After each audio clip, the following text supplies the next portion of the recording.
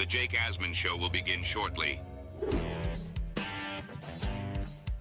Thanks to all these great Patreon members who help support the show.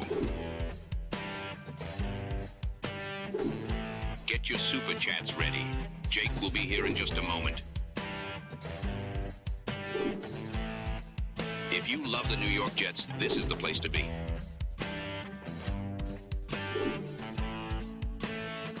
And now, the Jake Asman Show. Victory Monday for only the third time all season. What did Joe Benigno think about the Jets win? We'll talk about that and much more with the legend himself. It's the Jake Asman Show. Let's hit it and get it started. Guys, we always say this, and it's always going to be pretty. I got one game ball. Let's keep it going next week. A new chapter for the Jets has started. Aaron Glenn and Darren Muji are tasked with shaping the future of this franchise. Will they be the ones to finally get it right? We will be here for every step of the journey on the Jake Asman Show, breaking down all the storylines, every game, and everything in between. Please subscribe and hit the like button below. Super chats, baby. Cut the line. The Jake Asman Show starts right now. Here we go, Jet fans. Welcome in, everybody. It is indeed the Jake Asman Show on the first day of December. We are presented by FanDuel, and we say hello right now to our guy, the host of the Oh the Pain podcast, Joe Benigno, who joins us now in his weekly spot. Joe, hope you had a great Thanksgiving holiday and a Jet win for the third time all year yesterday. I know you're pumped up. Yeah, no, I tell you, I got to say this, Jake, and I did have a great holiday. Thank you, and I hope you did too, and everybody out there. I feel good about where the organization is right now. This is the first time I can say that in a lot of years. I think we actually they're making progress here, and they're set up very well with all the draft capital they have. I look at some of these moves that Muji especially has made. I mean, let's be honest. I mean, think about this. We got 2 number ones and this kid Mitchell, who had a monster day, obviously, yesterday, for the overrated Sauce Gardner, who got hurt yesterday for the Colts. And the Colts, since they got Gardner, have they won? I think they won one game. They're 1-2. Yep. 1-2 since Sauce has been there, and now he's out. I love what Muji's done. I know Mechie didn't have the best game yesterday. He had a couple of drops. He had a bad holding penalty as well. But, you know, we've seen something with him. I mean, right now we look like you bring Wilson back, we actually look like we have 3 pretty solid wide receivers, which is unbelievable when you think about it. You look at the guys on this team. You know, I know Membo didn't have his best game yesterday. He had a bad holding penalty, had a false start too in that final drive. He got beat on a bad sack as well, which looked like it was really going to hurt him at the time down near the goal line. But you got Membo playing, you got Taylor playing, you got Thomas playing, you got Malachi Moore playing. So you got 4 draft picks that are all basically starters right now for this football team. You look at the draft capital that we're looking at down the road, okay? You look at the trades for Mechie and Mitchell as well. You know, you know what I mean? They're playing hard for the coach. I mean, there's no question. Say whatever you want about Glenn. They are playing for him. There's certainly no quit in this team.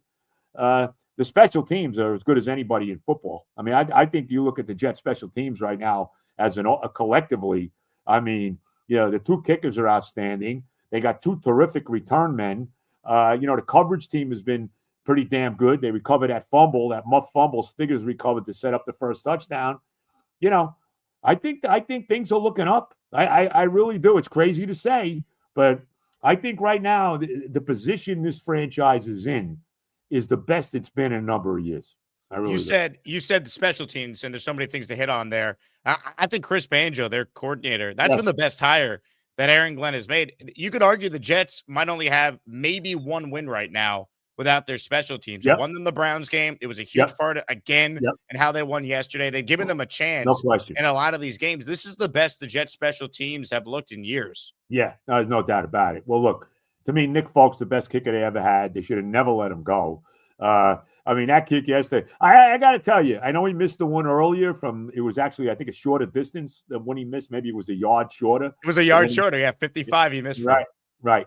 But I was very confident he was making that kick. I got to tell you. Me too. You know, I really was. And it was like a 2-iron, like a low, one of my low, 2-iron shots that don't go too far off the ground, but it found its way through the, over the upright. So I had a lot of confidence in Folk, and the punter is terrific. I mean, think about how about the punt? And this kind of gets lost in the shuffle yesterday. They get stopped. I mentioned that drive where Taylor got sacked on that first down, really put him in a bad hole. They wound up having a punt from like their own, basically out of the end zone. I mean, that was a great kick. They wound up with the ball like inside their own 40-yard line. And so that was, that kind of went unnoticed yesterday. Obviously, the big return by Williams for 80-something yards. Unfortunately, they didn't score a touchdown, but they did get the field goal out of that. And even the return Williams had to set up the game-winning field goal drive, where he returned it, up to about the 45-yard line or so. So the special teams were monumental in that win yesterday. And again, when you watch this team, Tyrod Taylor, not saying he's the answer long-term. No, he's 36. no. We understand what he is, but he's a professional quarterback. And by playing him, you're getting a chance to see Mitchell, more from Mason Taylor. They look like a functioning team. And I have to wonder what the record would be if we could have guaranteed Tyrod Taylor the starting spot with health, because that's always been the knock on him. Can he stay healthy? But you're seeing like what this offense could potentially be, what they can actually be as a team if they just get some competent quarterback play, which they've gotten now from Tyrod for 2 straight games. No question about it. And I think, and here's what I would do going forward next year. I've heard, I don't want Kirk Cousins. I mean, you saw him yesterday. He's a come on, give me. I mean, he don't even throw any picks or anything, but give me a break on Kirk. The only reason that this was, they were able to run the ball very successfully. The kid Robinson had a big game. The other guy, too, ran the ball well. Antler, they got beat by the tight end a lot. Pitts beat him, hurt him a lot yesterday. He's a free agent, by the way. I wouldn't mind bringing him in with Mason Taylor. Yeah, no, he's not bad. He's a good player. There's no doubt about it. But, I would run back next year. Look, and it looks like Fields wants out. I would let him go. Here, take your $30 million and go. I mean, go cut him. I don't care. I would run Taylor back next year with the young quarterback, whoever that guy is. I would start the year with Taylor as a starter, and then when the kid is ready, bring the kid in and have Taylor monitor him. I think he's a perfect guy, at 36, 37 years old, to bring, to help tutor a young quarterback. So that's what I would do. And I would also pay Breece Hall. I know Breece Hall had a pedestrian game yesterday. They ran the ball okay. They didn't run it for 1,000,000 yards. Obviously, Taylor was big in running them football. I mean, let's not minimize Tyrod Taylor. Had the touchdown run that tied the game. He had a big run in the last touch in the game-winning field goal drive for a big first down.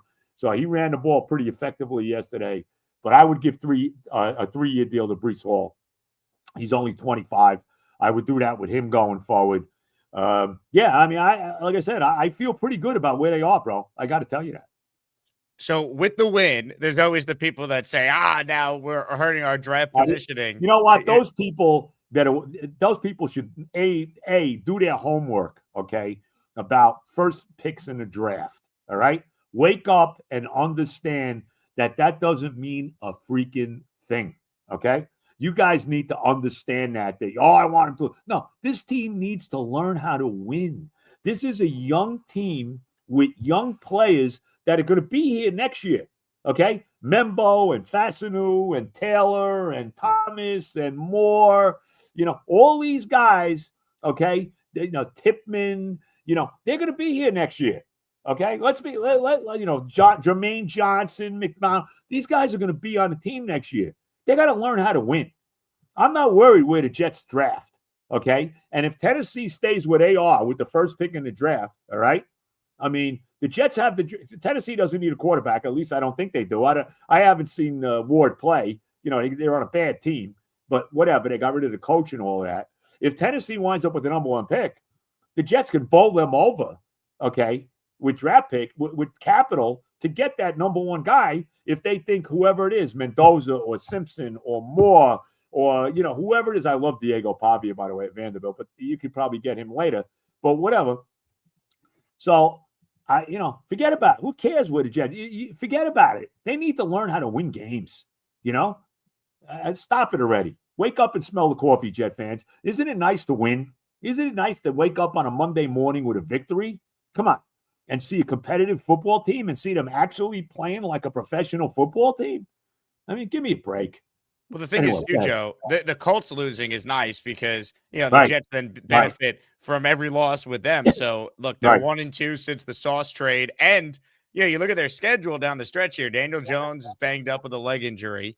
You look at their schedule, they still have another game remaining with Houston. They still have 2 with Jacksonville. So the idea that the Colts are just going to cruise to, the division, not so fast. When the Jets first made that deal, that originally that pick was technically pick 32. They were the 1 seed, best record in the league Not at the anymore. time. They're not even leading their division now. Jacksonville's taken over the lead in the division, and the Jets play them in a couple weeks. That's an interesting game. That'll be, I guess that's right after the Miami game, right?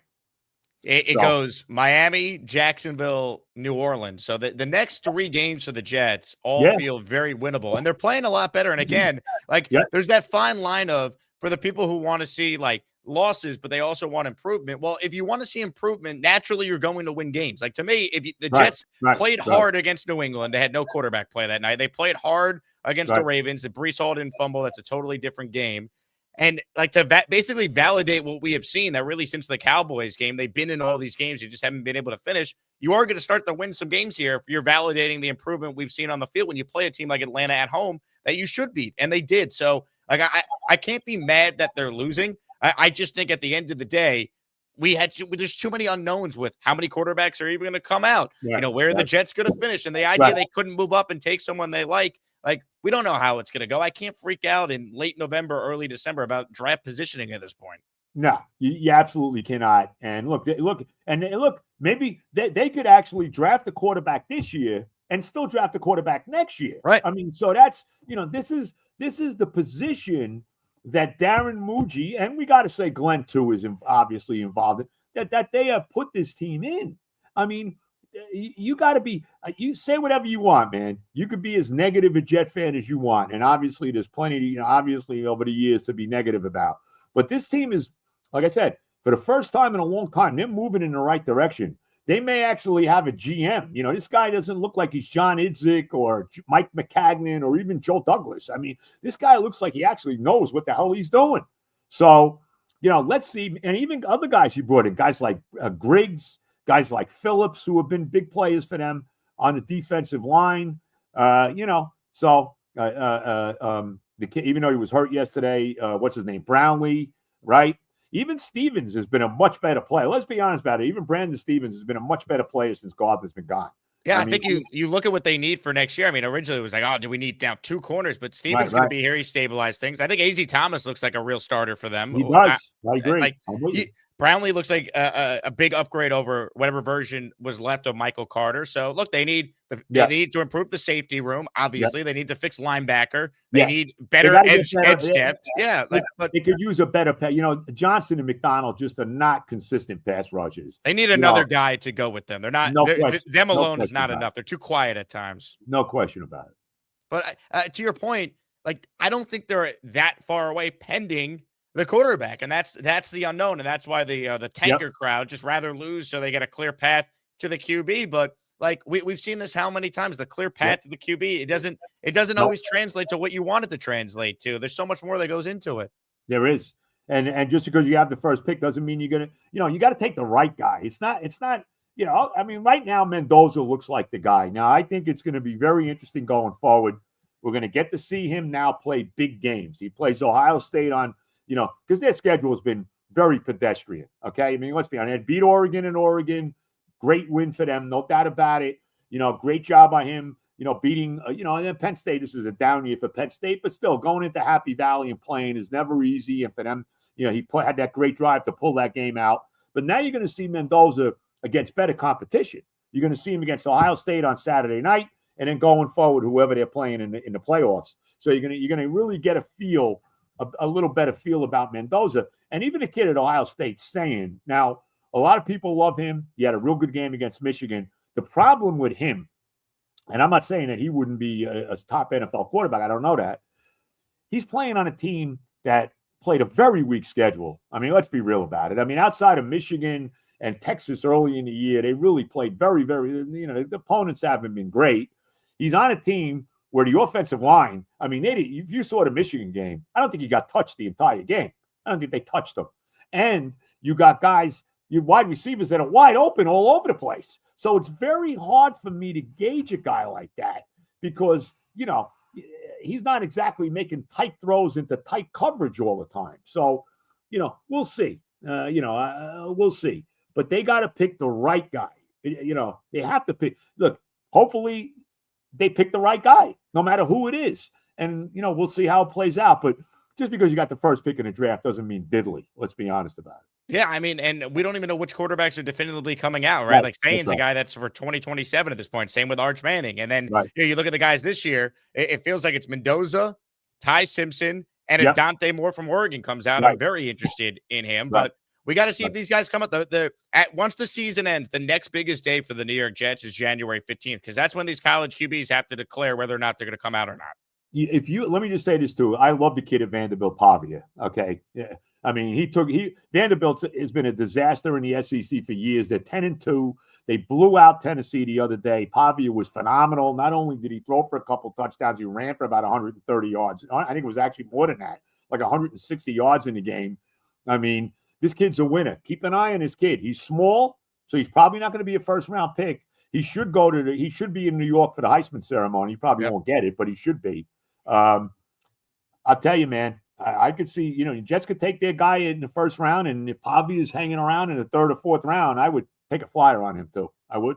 Yeah, to me, until they get the quarterback, they should be looking to draft one every year.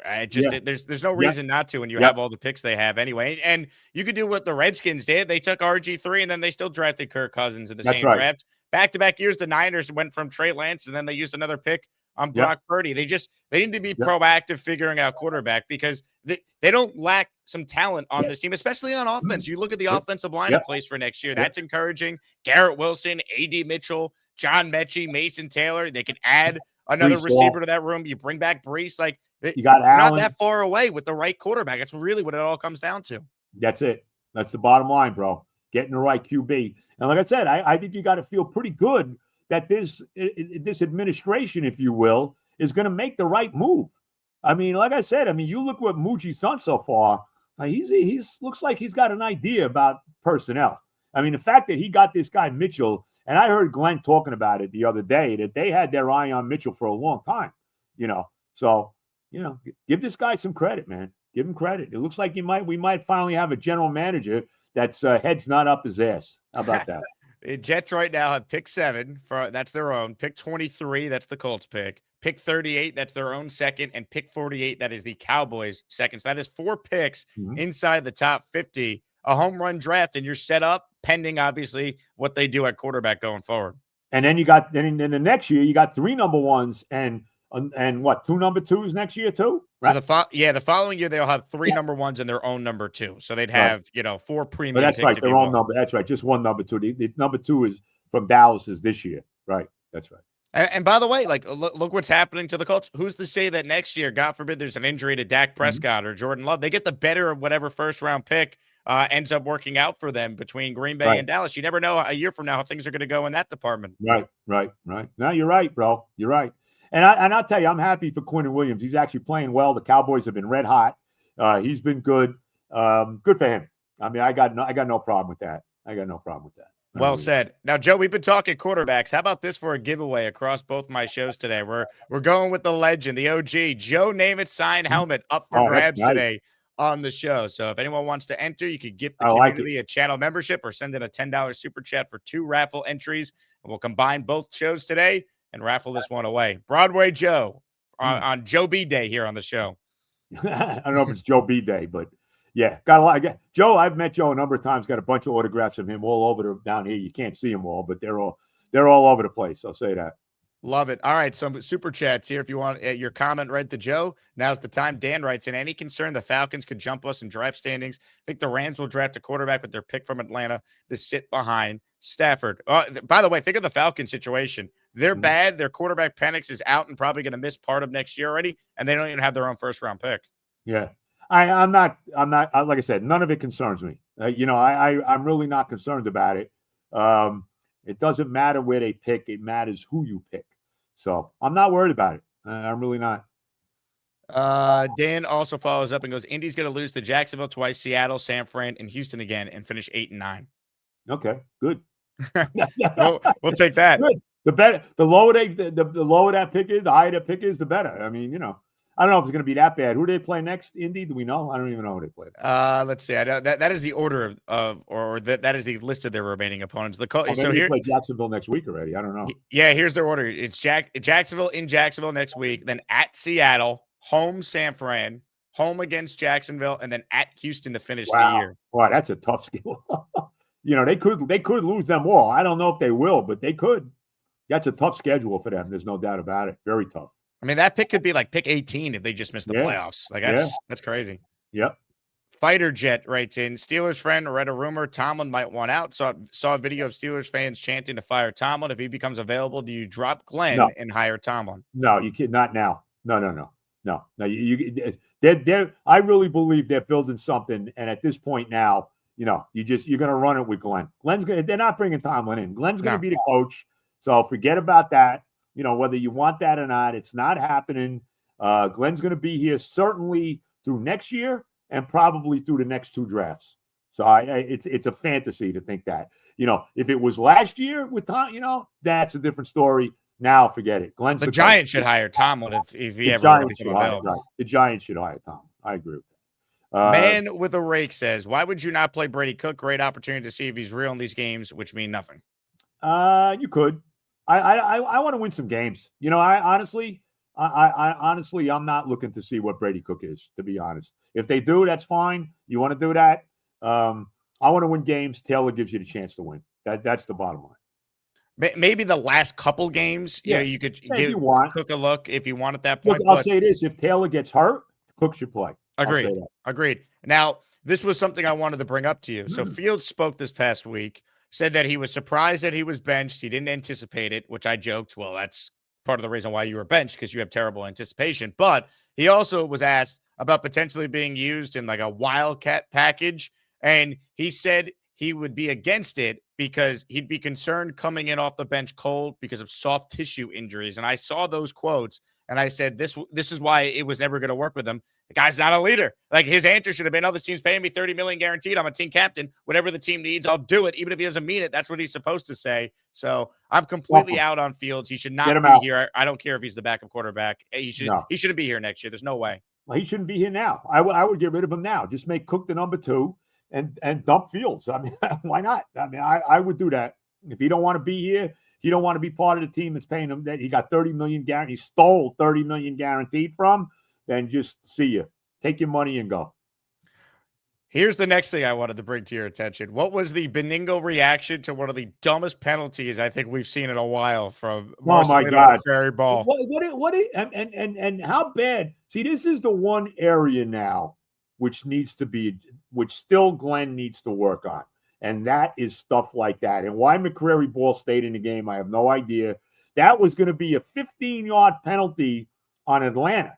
Okay? He negated a 15-yard penalty on Atlanta with that.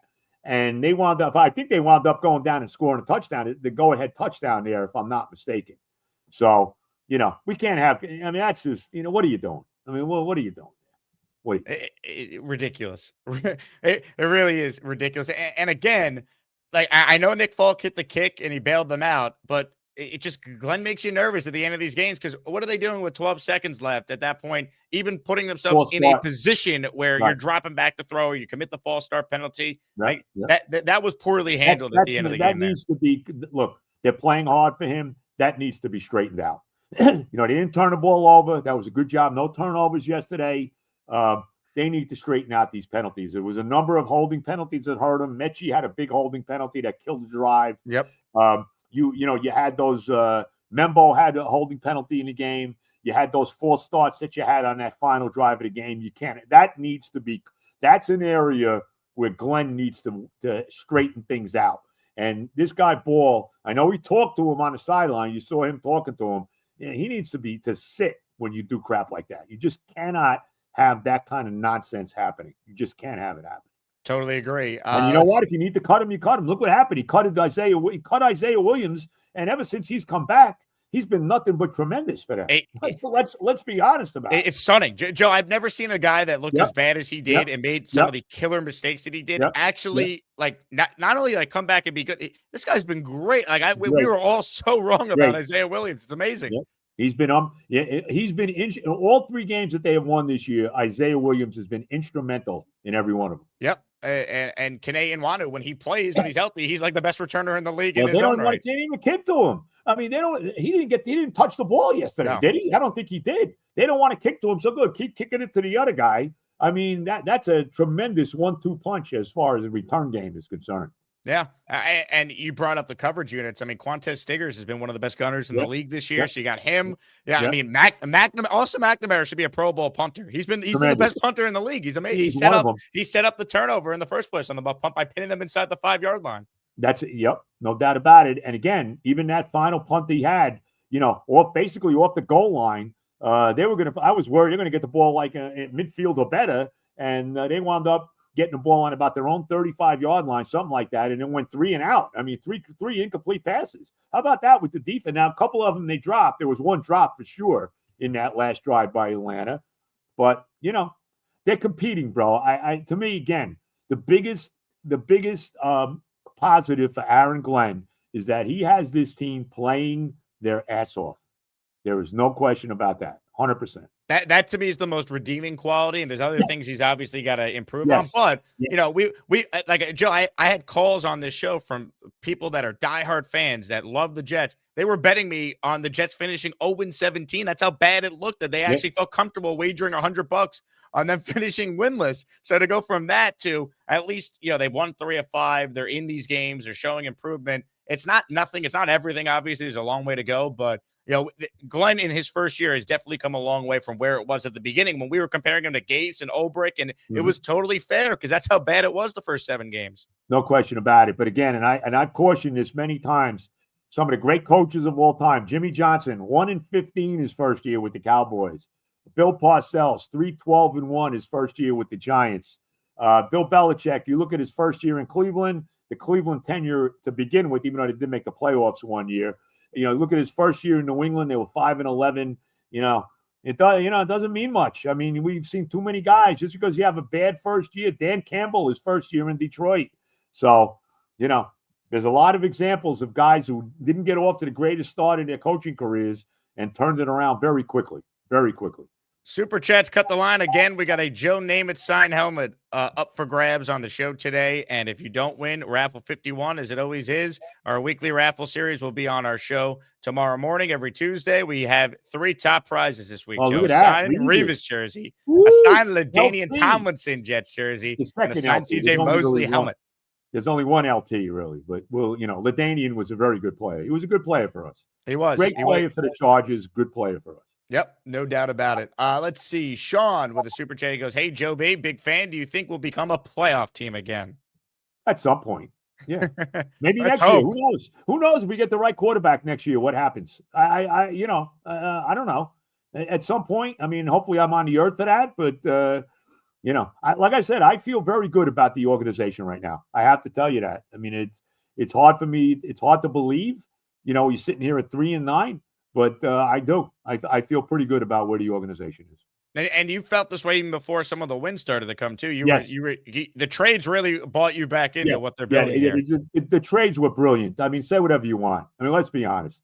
To look at the draft capital and these and Mitchell, we'll throw him in. The Mechie trade was separate from the draft trades.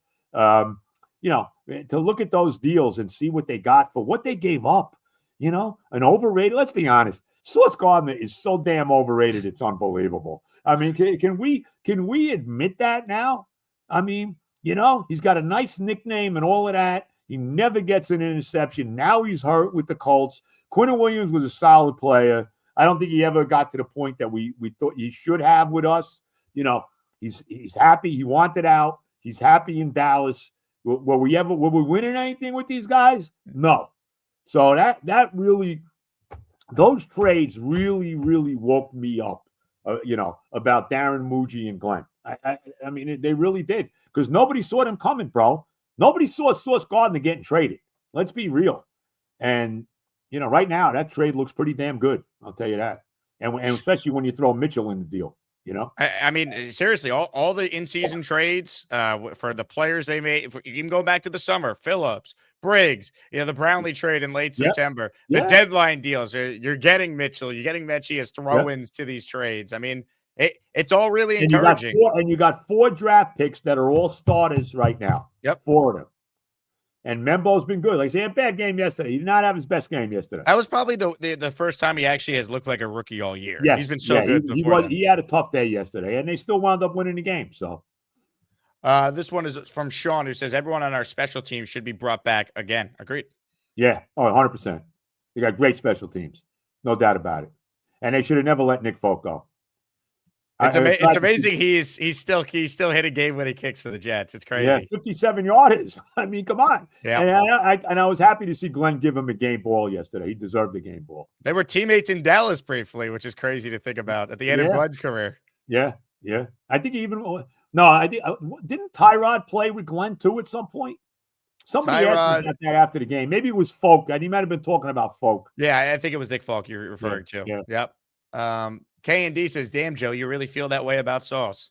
Yeah, don't you? What did he bring to the table for us? Did he ever get what was the impact that Sauce Gardner made on our football team? Tell me. What was it? Well, I think it's always tricky with corners. No one's Revis. I think his first 2 years. Even Glenn. Come on. If you guys, I don't know how old this guy is. If you were old enough to see Aaron Glenn, as a Jet, he's not even Aaron Glenn. I mean, let's be real about it. Not even close. Look, I think he's a better player than you give him credit for, but I have no issue when you trade anyone who's not a quarterback and you get 2 1s and now Mitchell being the throw-in in the deal. Yep. Like, no matter how anyone feels about Sauce Gardner, the idea that it's not a great trade given where the Jets were at the time they made the deal, like it's a no-brainer move. Yeah, and now he's hurt. Yep, and it looked like it was like, a doomsday scenario where he had like the non-contact, like Achilles injury. It's a calf injury that will probably cost him a couple games here. So not season-ending, but that's a big blow. We went through the Colts schedule. All of a sudden, that Jets pick could be in the top 20. Yeah, well, they got a brutal schedule the rest of the way. I mean, there's no question about it. Couple quick super chats for Joe. Last chance to get a red. V-Man checks in. He says, hey, Joe, I have 1 shot worth of Don Jose 1942 tequila with instructions not to drink until the Jets make the playoffs. Any idea when I'll drink it? I got a feeling you're going to drink it sooner than you think. I'll leave it at that. Look, every year there's so many teams that turn it around season over season. It has never been the Jets. If you believe in do, this team has never been. Well, I think one of the reasons is we haven't had that young quarterback. I mean, that's it. I mean, you look at what's happening with the Bears, okay? Johnson went in there, Caleb Williams in his second year, and they've taken off, okay?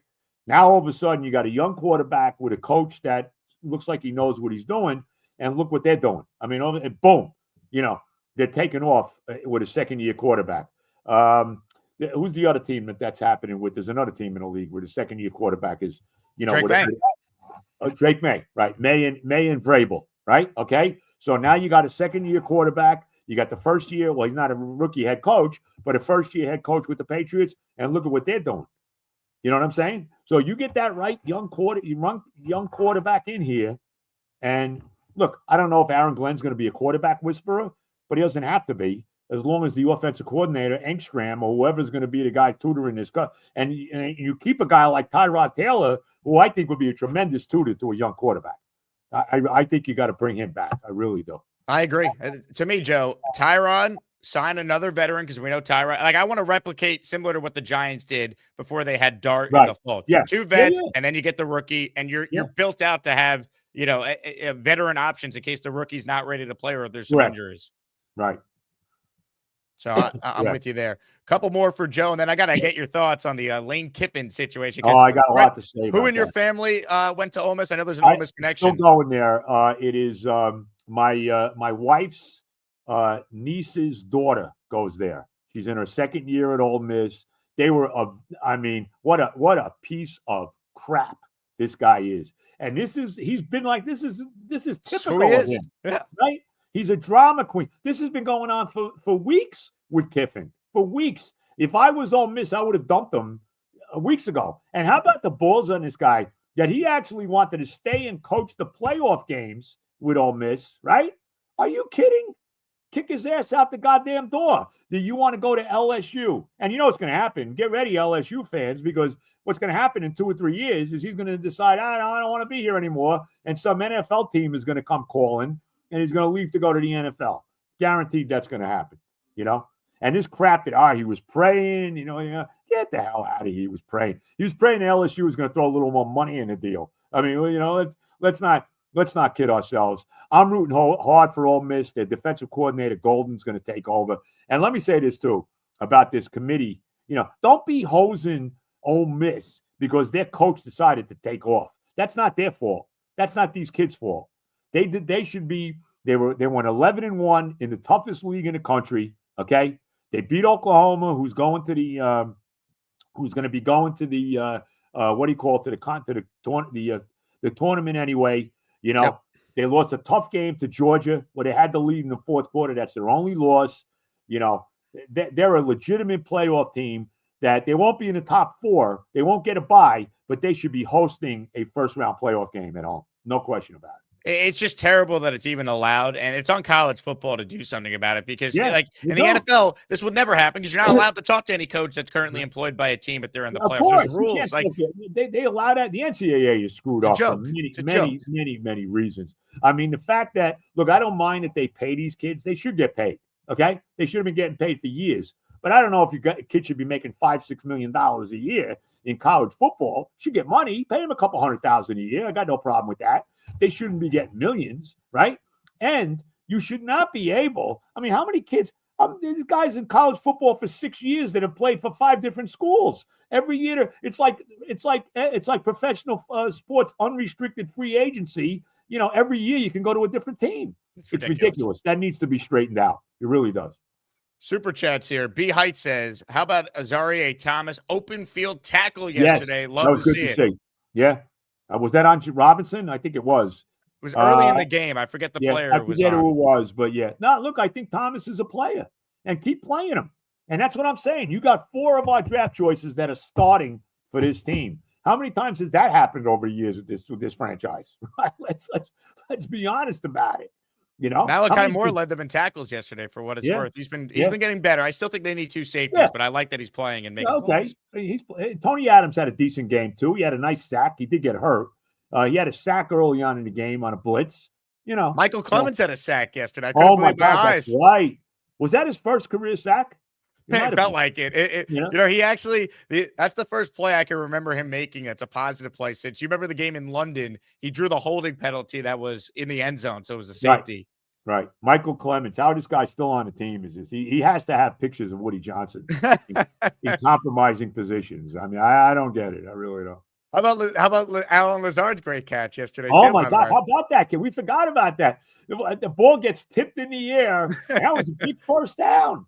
Somehow, of all people, Alan Lazard, I didn't even think he was dressed for the game, pops up and makes this, which was a big catch. I think that was in the middle of a touchdown drive, if I'm not mistaken. It was, yeah. It was. Was that crazy. In the drive? Was that in the game-tying touchdown drive? I think it was. I think wasn't it? It was on 3rd down too, if I remember. Right? Yeah, 100%. And the ball gets tipped in the air, and there's Lazard grabbed. Like, what? I couldn't believe it. And then when I saw who caught it, I couldn't believe it even more. How was Lazard? It's amazing. Lazard and Clemens are still Jets, and Sauce Gardner and Quinton Williams aren't. Like, you can't make it up. Like, no one would have predicted that. Yep.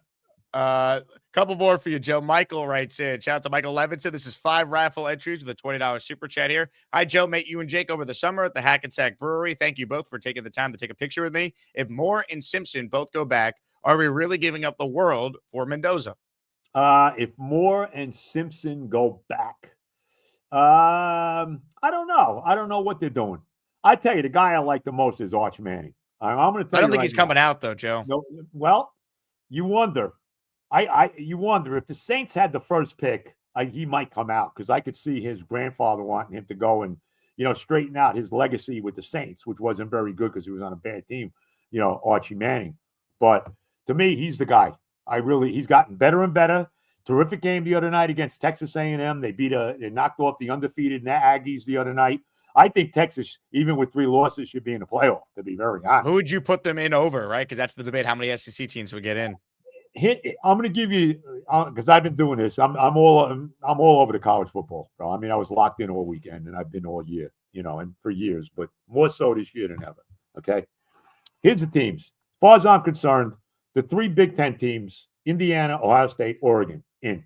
Okay, then you legitimately could make a case for 6 SEC teams. 6: Georgia, Alabama. I think if Alabama loses to Georgia, they're going to be out. I think Alabama has to win Saturday against Georgia to get in because that's going to be their 3rd loss. So I think they need to win and be in.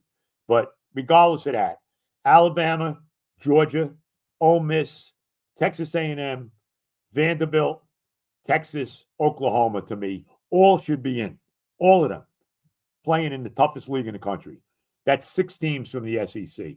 The other 3 teams to me, okay, give me a break about Virginia or Duke, okay, in the ACC. If Duke wins the ACC championship game, they do not belong in the playoff. Okay? Don't they get an auto bid? Isn't that how it's set up? I don't know. I don't know if they're going to get – I don't know about that. Here's the other 3 teams that should be in to me. Miami's the best team in that league. Even though Miami's not going to get in, not playing in for the championship, Miami should be in. It should be in. They're 10-2. They beat Notre Dame. They killed Pitt this past week. They should be in. Notre Dame should be in, okay? You look at the 2 losses Notre Dame has early in the year. They lost to Miami and A&M. They've won like 10 straight since then and killing everybody. I mean, they beat Syracuse 70-7. They blew out Stanford the other day. They killed Pitt when they played them at Pitt. They should be in. And the other team is probably Texas Tech. They only got 1 loss. They're playing BYU in the Big 12 championship game. So those are the teams, bro. Those are the teams. You can't sell me Virginia. Okay, even if they win, I think the ACC gets an automatic bid though, and per the Power 5 setup. Be Miami, the best team in the league should get in, not the team necessarily that wins the conference championship. Because the best team in the ACC is Miami. I agree, but I think there's like rules with each conference. Like the Power 5, they get the automatic bid. So Duke, what are they, 5-7 playing in the champion? 6-5. I think. Yeah, ridiculous. Or 7-5. They might be 7-5. I don't even know. But you can't sell me. This is not the NCAA tournament. This is not basketball. You can't sell me Duke being in the field of 12. You know what I mean? I mean, give me a break about putting Tulane in or somebody like that. Give me a break. I want the 12 best teams in there. That's what I want. I want the 12 best freaking teams. And I just gave you basically 13 of the best teams that should be in it. Who's your Heisman Trophy winner? Is it Mendoza? Yeah, I think so. I think the only way he doesn't win is if he really has a bad game against Ohio State Saturday night. I think if he plays poorly against Ohio State and they get beat up, then maybe he doesn't win it. Maybe they'll give it to Simpson. I'm telling you right now, the best player in the country that I saw all year is Diego Pavia. Best player in the country. He's a really fun college player to watch.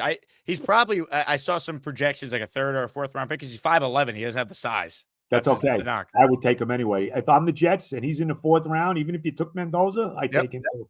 I would. I got no problem with that. They need to get quarterback figured out. I'm at a point now where it's just to me nothing matters. Last few for you, Joe. This one is from J Mall, who says, didn't take long for Rodgers to start throwing everyone in Pitt under the bus when the wheels came off. So much for culture. Hey, you know what? Look, it's unfortunate what happened to Rodgers the first year. You wonder what would have happened if he didn't get that tear his Achilles the first year he was here. Last year, he took a lot of he didn't have as bad a year as everybody made it out to be. They put all of it on him. Look, he's at the end of the road. Rodgers is done. He played with a bad wrist yesterday. The Steelers got their ass kicked by Buffalo. And they're still alive, which is great. The Ravens aren't good either. So they're tied with the Ravens, both 6-6. I think the Ravens, and they got to play them twice yet. So and the Bengals, if they run the table, which their schedule coming up, they have 2 difficult games, but then after that, they play softies down the stretch. They're not done because with Burrow back, who knows? Cincinnati plays the Bills this week.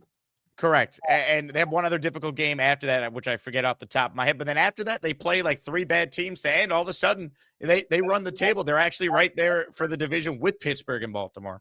Yeah. Yep. And we beat them. How about that? It's amazing. They're probably killing themselves if they lost that game to the Jets. They'd be right right there. They lost to the Bears, too. Yep. I mean, they had 2 games in a row where they scored 38 and 42 points and lost both games. Unbelievable. Unbelievable.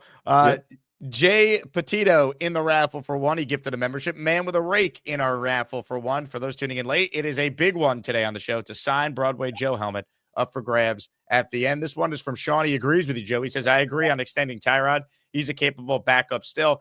Tyrod, Gardner Minshew, draft a quarterback would be my room next year. Yeah. Okay. I'm good with that. I just, Yeah. I want to replicate what the Giants did. That's my big thing. Because I think Tyrod's a pro's pro. I just worry about him getting hurt, and then we're screwed having to force a rookie to play if he's not ready. Yep. Yep. I like it. All right, last one for you, Joe. Giants on Monday night tonight. Here's the line at FanDuel Sportsbook. When Dart plays, the Giants have basically been in every game besides that second Philly game. So I'm taking the 7.5 tonight with the Giants. New England's got some injuries to their offensive line. Their left tackle, Will Campbell's not playing tonight. Giants have a new defensive coordinator. Maybe that gives them a boost defensively. I think Dart back, Giants getting this many points. I think they could cover tonight. If you're making a pick for this one, who you taking? I don't even think it matters if Dart's back or not. I mean, you look at the two games that Winston played. They were right in the game against the Packers. They lost a very tough game to Green Bay because the defense stunk. And the same thing with the Lions. I mean, they were putting points on the board against Detroit.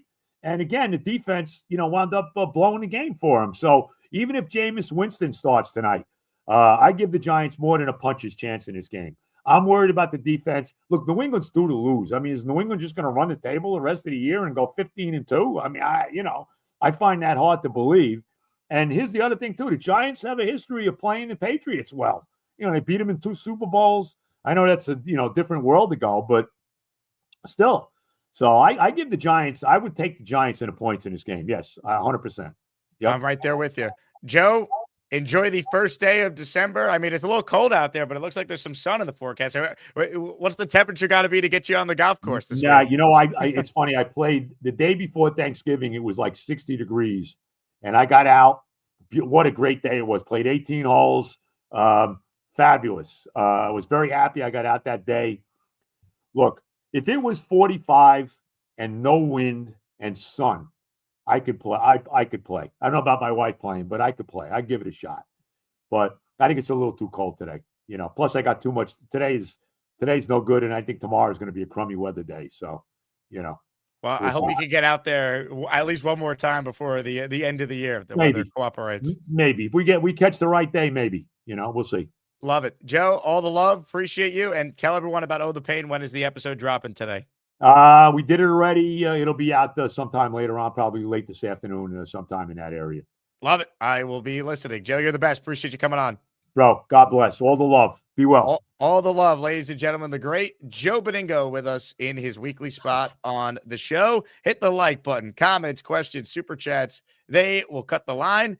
Make sure you enter the raffle today, folks. Across 2 shows, we're going to give away a signed Broadway Joe helmet. And then tomorrow is the weekly raffle. So if you get in for the Namath helmet, you got a chance to win a signed CJ Mosley helmet, a signed LaDainian Tomlinson jersey, and a signed Darrelle Revis jersey. Comments, questions, super chats, cut the line. We're presented by my friends at Ridge Wallet. If you need a holiday gift, let Ridge be the gift that you get for a loved one, for a friend. Ridge's biggest sale of the year is here, and you can get up to 47% off by going to ridge.com/Asman. These wallets are awesome. They are sleek looking. They fit. They don't get too bulky. They have a built-for-life warranty, and you can see for yourself, there's more than 100,000 5-star reviews for Ridge. They also make power banks, key cases, suitcases with that same premium quality. If you've never had a Ridge wallet, now is the time. They make Ridge wallets for the Jets, for the Yankees and the Mets.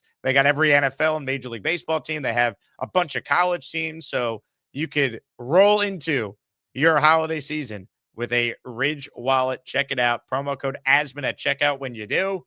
Go to ridge.com/Asman. Again, shout out to Ridge for being today's sponsor. Like the video. Send in your super chats that qualify, and we'll get you in the raffle. We have a Black Friday sale on Cyber Monday here on jakeasman.com. Our 30% off sale continues. You have to just use the promo code Black Friday at checkout, and you will get 30% off. Again, that is the promo code Black Friday for 30% off at jakeasman.com/shop. I'm going to post the call-in link, and let's get a bunch of you on the line here. We also will hear from Aaron Glenn, who just wrapped up his Monday morning press conference with reporters. Tyrone with a super chat. He says 2026 looks good so far, hoping to get it right at quarterback. Amen. That's really what it comes down to, right? Like the ceiling for the Jets is capped if they don't get it right at the quarterback spot. It's just how it goes. K&D responding to Joe says Sauce was a lockdown corner. Come on, OG, you tripping. Look, Sauce was very good. You want to call him overrated, fine. It was a great trade by the Jets. And I said it at the time. It was shocking. It took me a little bit to like wrap my head around it. But now you see, what's transpired since. It was a great trade. Like my initial reaction was shock. They signed him to an extension. But then you see how they were able to trade him. And like one of my concerns was like, how does this affect the cap now? Well, it doesn't, because the way they structure the contract, there's minimum damage to their cap. So now it's a great trade. Muji and Glenn should get all the praise for that one.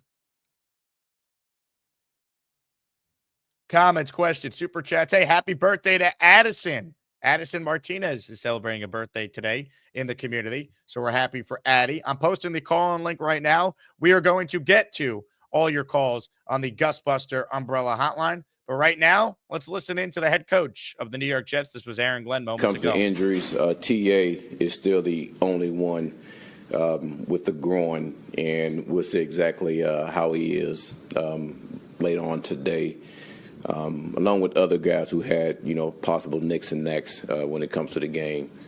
When it comes to the game itself, again, happy about the win, really happy about the win, really happy about how the guys gutted this win out. Again, it shows a lot of grit from this team, especially the way the weather was at this time of the year and the way you want to start teams getting better at this time of the year. But, man, make no mistake about it, we have a long way to go. In all three phases, there were some good things, but then again, there are some things that we really have to get ready to clean up. And that will be a focus this week. And the thing is, we're not hiding from those things that when you look at them on tape, be like, man, we got away with one right there. So even though, man, we're happy about, the results of this game, and there are a number of things on that tape that we got to get better at. And listen, we're not going to hide from those things. The players are not going to hide from them. They know that I'm going to challenge them as far as getting better. And also us as coaches, we have to challenge ourselves at helping those guys in those situations. So, again, it always starts with me making sure that those things are cleaned up. Then it goes down to the coaching staff and to the players about how they execute. So, looking forward to getting to work this week. Got a good quality opponent who I think is playing fairly well right now. And listen, we owe those guys. We lost one down there with those guys. So look forward to those guys coming to our place, getting a chance to play them. So any questions? Hey, G, what were you most pleased about special teams-wise? And what is it about Banjo that connects with these guys? Obviously, former player, you're not that far removed. Yeah, but I think you just hit it when you said that. He is a former player, so those guys can relate to him really, really well. And he was one of those guys that was a true special team demon. So he understands how that part of our team has to operate in and out. But then again, I would say this. There is a ton of belief within each player on this team when it comes to special teams. Even the guys that don't contribute as much on special teams. When our special teams go out on the field, everyone's alert, because they know that something good's going to happen. Either it's on the coverage part of the team or it's for the return part. So it's an exciting part of the game for us because we feel like something good's going to happen every time those guys take the field. And Banjo does a hell of a job. Him and Kev and Jet, they do a hell of a job of really getting down to the details of each person's job. And those guys go out there and execute really, really well. So, man, that's something we're trying to do in all three phases. The thing is, I've always talked good about the special teams. They've always been on top of their game. But listen, there's some things in this game that they have to clean up too. So, but I'm proud of the way they've been operating. Aaron, with the Brees Hall, this was like one of the highest snap percentages that he played in his career. I think he was close to 90% in this game.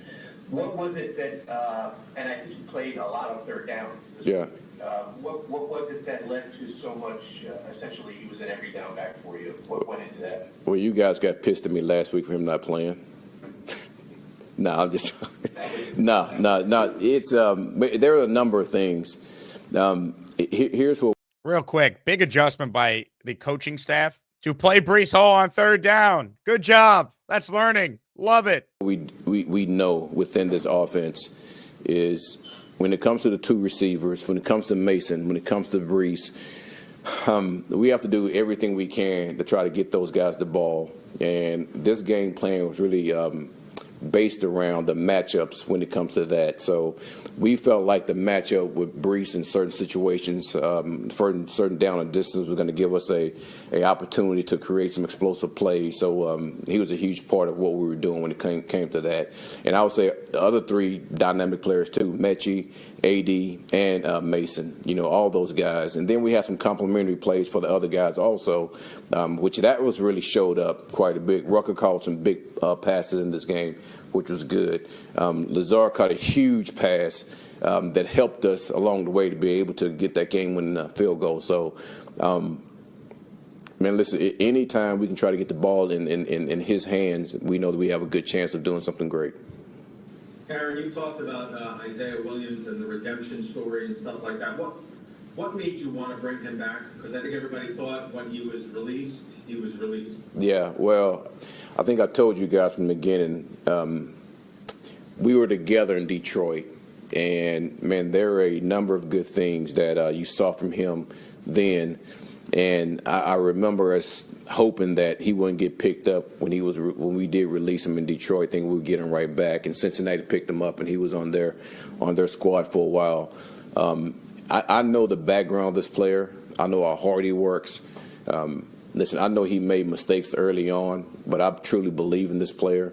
And, I mean, it goes to show you that there's so much outside noise that has no clue on what's going on here, and they can criticize, the things that we do. But, listen, I know that player very well, and I know what he was going to bring to the table. So I'm excited, not just for now what he's doing, but as a go-forward, how he's going to help our team. And it's just not just on special teams. As you can see, he's a huge part of what we do on offense, too. AG, can you speak about how AZ and Malachi are coming along in the secondary? Say that one more time.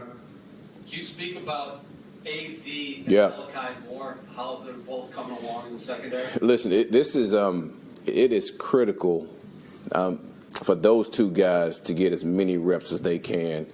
And I'm talking about true live game action as being young players that we drafted this past year. So, man, every rep they get is valuable as far as their understanding of how this league works, their understanding of how to play collective football within each other and make sure structure and all that is on a high level. And they're doing a really, really good job. I would tell you that. Now, there's some things they got to clean up. They make their rookie mistakes just like most rookies do, but they're going to crash course of how this league is and how you have to be on top of your game every week. And listen, the margin for error, man, is very minimal in this league. So the more those guys continue to play, the more they can continue to grow, the better we are going to be as a team in general. Take a couple more. Aaron, again on Isaiah, you said it's a big part of what you do. Is that one of the reasons, or can you say why Aaron wasn't active yesterday? Yeah, with Aaron, him not being active, that'll be something that me and him will keep between us. Just like I always do. When things like that happen, guys know I don't really speak on those things, and the players know that we're going to keep that between ourselves. But I've said it before, and I'm going to continue to say it. He's a huge part of what we're doing. And listen, we talked about it. We're going to move forward and get ready for him to play the rest of the season. It sounds like it was a disciplinary thing for Arian Smith, right? Alan Lazard was active yesterday, and I'm like, why? You're 2-9. Arian Smith was a 4th-round pick. He should be playing.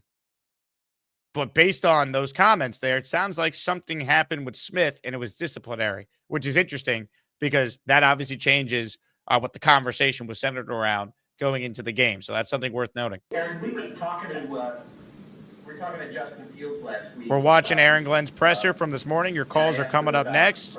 Make sure you guys hit the like button and are subscribed to the channel. We're giving away a Joe Namath autographed helmet on the show today. Here's more from AG before we get to your calls. he said there were some conversations about having like a smaller role, like a gadget role or wildcat quarterback or whatever.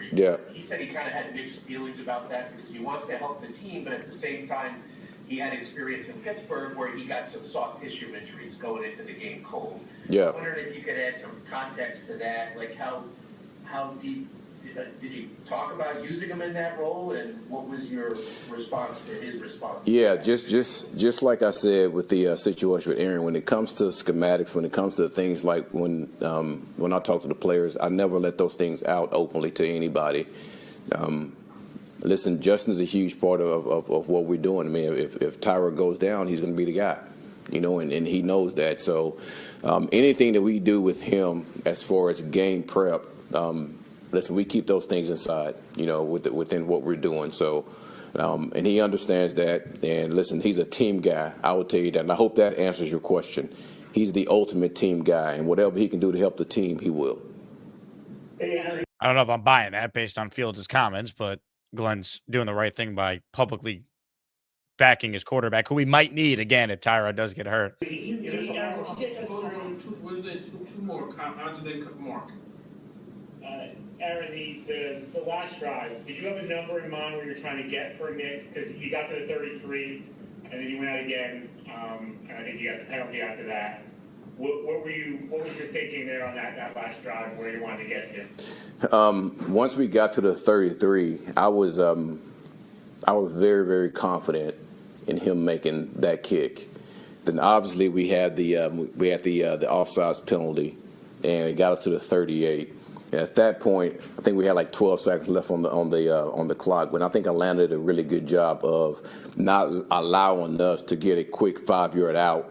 We were trying to get, he was going to hit that or ball got to go out of bounds right now. And we tried that twice to see if we can get an extra 5 yards. But listen, man, he felt confident, from the 38. So if he's confident, hell, I'm confident too. Hey, G, obviously everybody hears the outside, whether it's fans or whatever. Hey, what does it matter if you're winning now? You're 2-9, blah blah blah. Can you discuss the importance of continuing to win these games and what it means to the young guys and the culture you are trying to bring? The old learning how to win thing, which a lot of teams takes time to do. Yeah, that's one thing that is not even a topic in this building. The only thing we know is each week we prepare to win games, and that's all we talk about. So I have no idea as far as the losing part that comes outside of this, because, man, it's about winning, and the players know it's about winning. And I don't know if you talk about that as far as coach, but listen, we just want to win games, period. We want to learn how to win games. We want to learn how to win at the end of the game. We want to learn how to create a gap within the game. We want to learn how to sustain a high level of play. We want to learn how to continue to finish out games. That's the only thing that we think about as coaches and players is, man, how we win games and how we continue to build on the process that we have to create the outcomes that we want. And no matter what the situation is, no matter what happens on the outside, guys, we're trying to win, period, point blank. And to me, that's a mute question to me, because we're trying to win. I was kind of asking in terms of, the importance for the guys too. Can that carry over? I mean, oh, no doubt. Absolutely. Yeah, sorry about that. Yes, absolutely. I mean, listen, winning is contagious. And then once you start to do it, it starts to become and I remember this when I was at the Saints and we won so many games.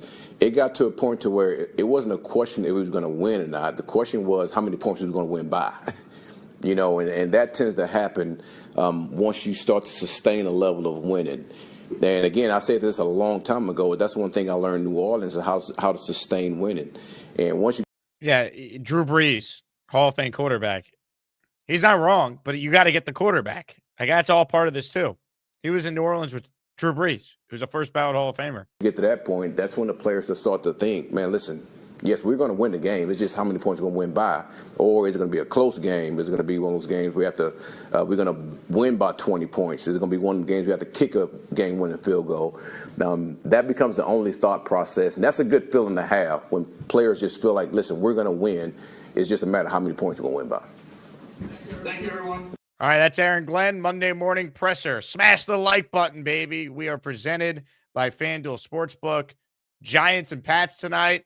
I'm taking the 7.5 with the Giants for those of you out there. Let me give some love to Tom Roseman in the Asmaniac raffle for one. Hello? You play to win the game.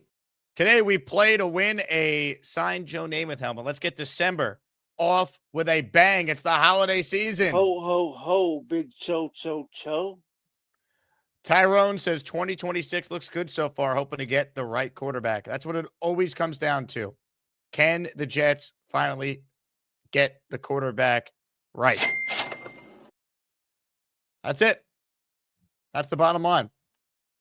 Addison says, nice seeing Glenn wear Jets apparel and not just the NFL logo. Well, it's interesting. Glenn yesterday wore the NFL logo, like sweater thing that he's been wearing, but he did wear like the Jet vest over it. So there was some Jet logo on the sideline. We did at least get that. KJ says, not that anyone needed it, but that's the absolute last straw for Fields. WTF, ultimate team guy, but won't go into a Wildcat here and there because he's scared. Give me a break. I think it's a bad look for Fields. I think it's a bad look. I don't want him on the team next year. I don't think he fits what you want your backup quarterback to be. I want Tyrod back, another veteran signed, and I want the Jets to draft a quarterback in the first round. That to me is the best path forward. M. Morris says Sean Payton is the master of one of those close games. Yeah, I mean, he's a Hall of Fame coach, in my opinion. Look at the job he's doing in Denver. I still don't think Bo Nix is a great quarterback. I really don't. But he wins. And you know what? Sean Payton's developed him. He's perfect for what they need. And you know what? We have to start accepting Denver and even New England, even though it kills me. They're legit threats. I mean, the Chiefs aren't the Chiefs this year. The Ravens aren't the Ravens. The Bills aren't the Bills. It is wide open. Anyone can be beat. There's no great team. I'm anointing the Rams on radio yesterday. I'm like, I think they're the best team in the league. And then they go out there and they lose to the Panthers yesterday. Stafford, who hadn't thrown a pick like for a record amount of time with his production, he throws a couple yesterday and has a fumble. So it's like anyone can be beat this year. Right? Like the dominant teams that we are accustomed to aren't dominant this year. It's wide open. Oregon says AG wears a black life preserver every Sunday because his big ship is sinking. I mean, they have won 3 of 5, but this comment is funny. His big ship is sinking. Stop it. We're winning games. Who want to fly with them?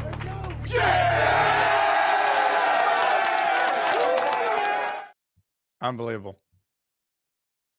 Nate says, imagine Glenn did a jersey swap with his generic NFL apparel with the refs after the game. I would love for a reporter to ask Glenn, hey, man, why do you wear the generic NFL apparel on the sideline?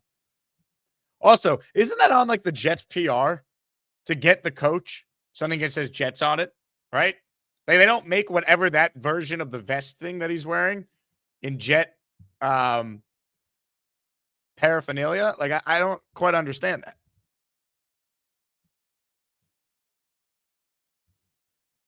Right? Like I don't know, it's very odd to me. This was Glenn yesterday walking off the field with that security guy that's like been with the Jets since like Joe Namath was the quarterback, walking with the coaches.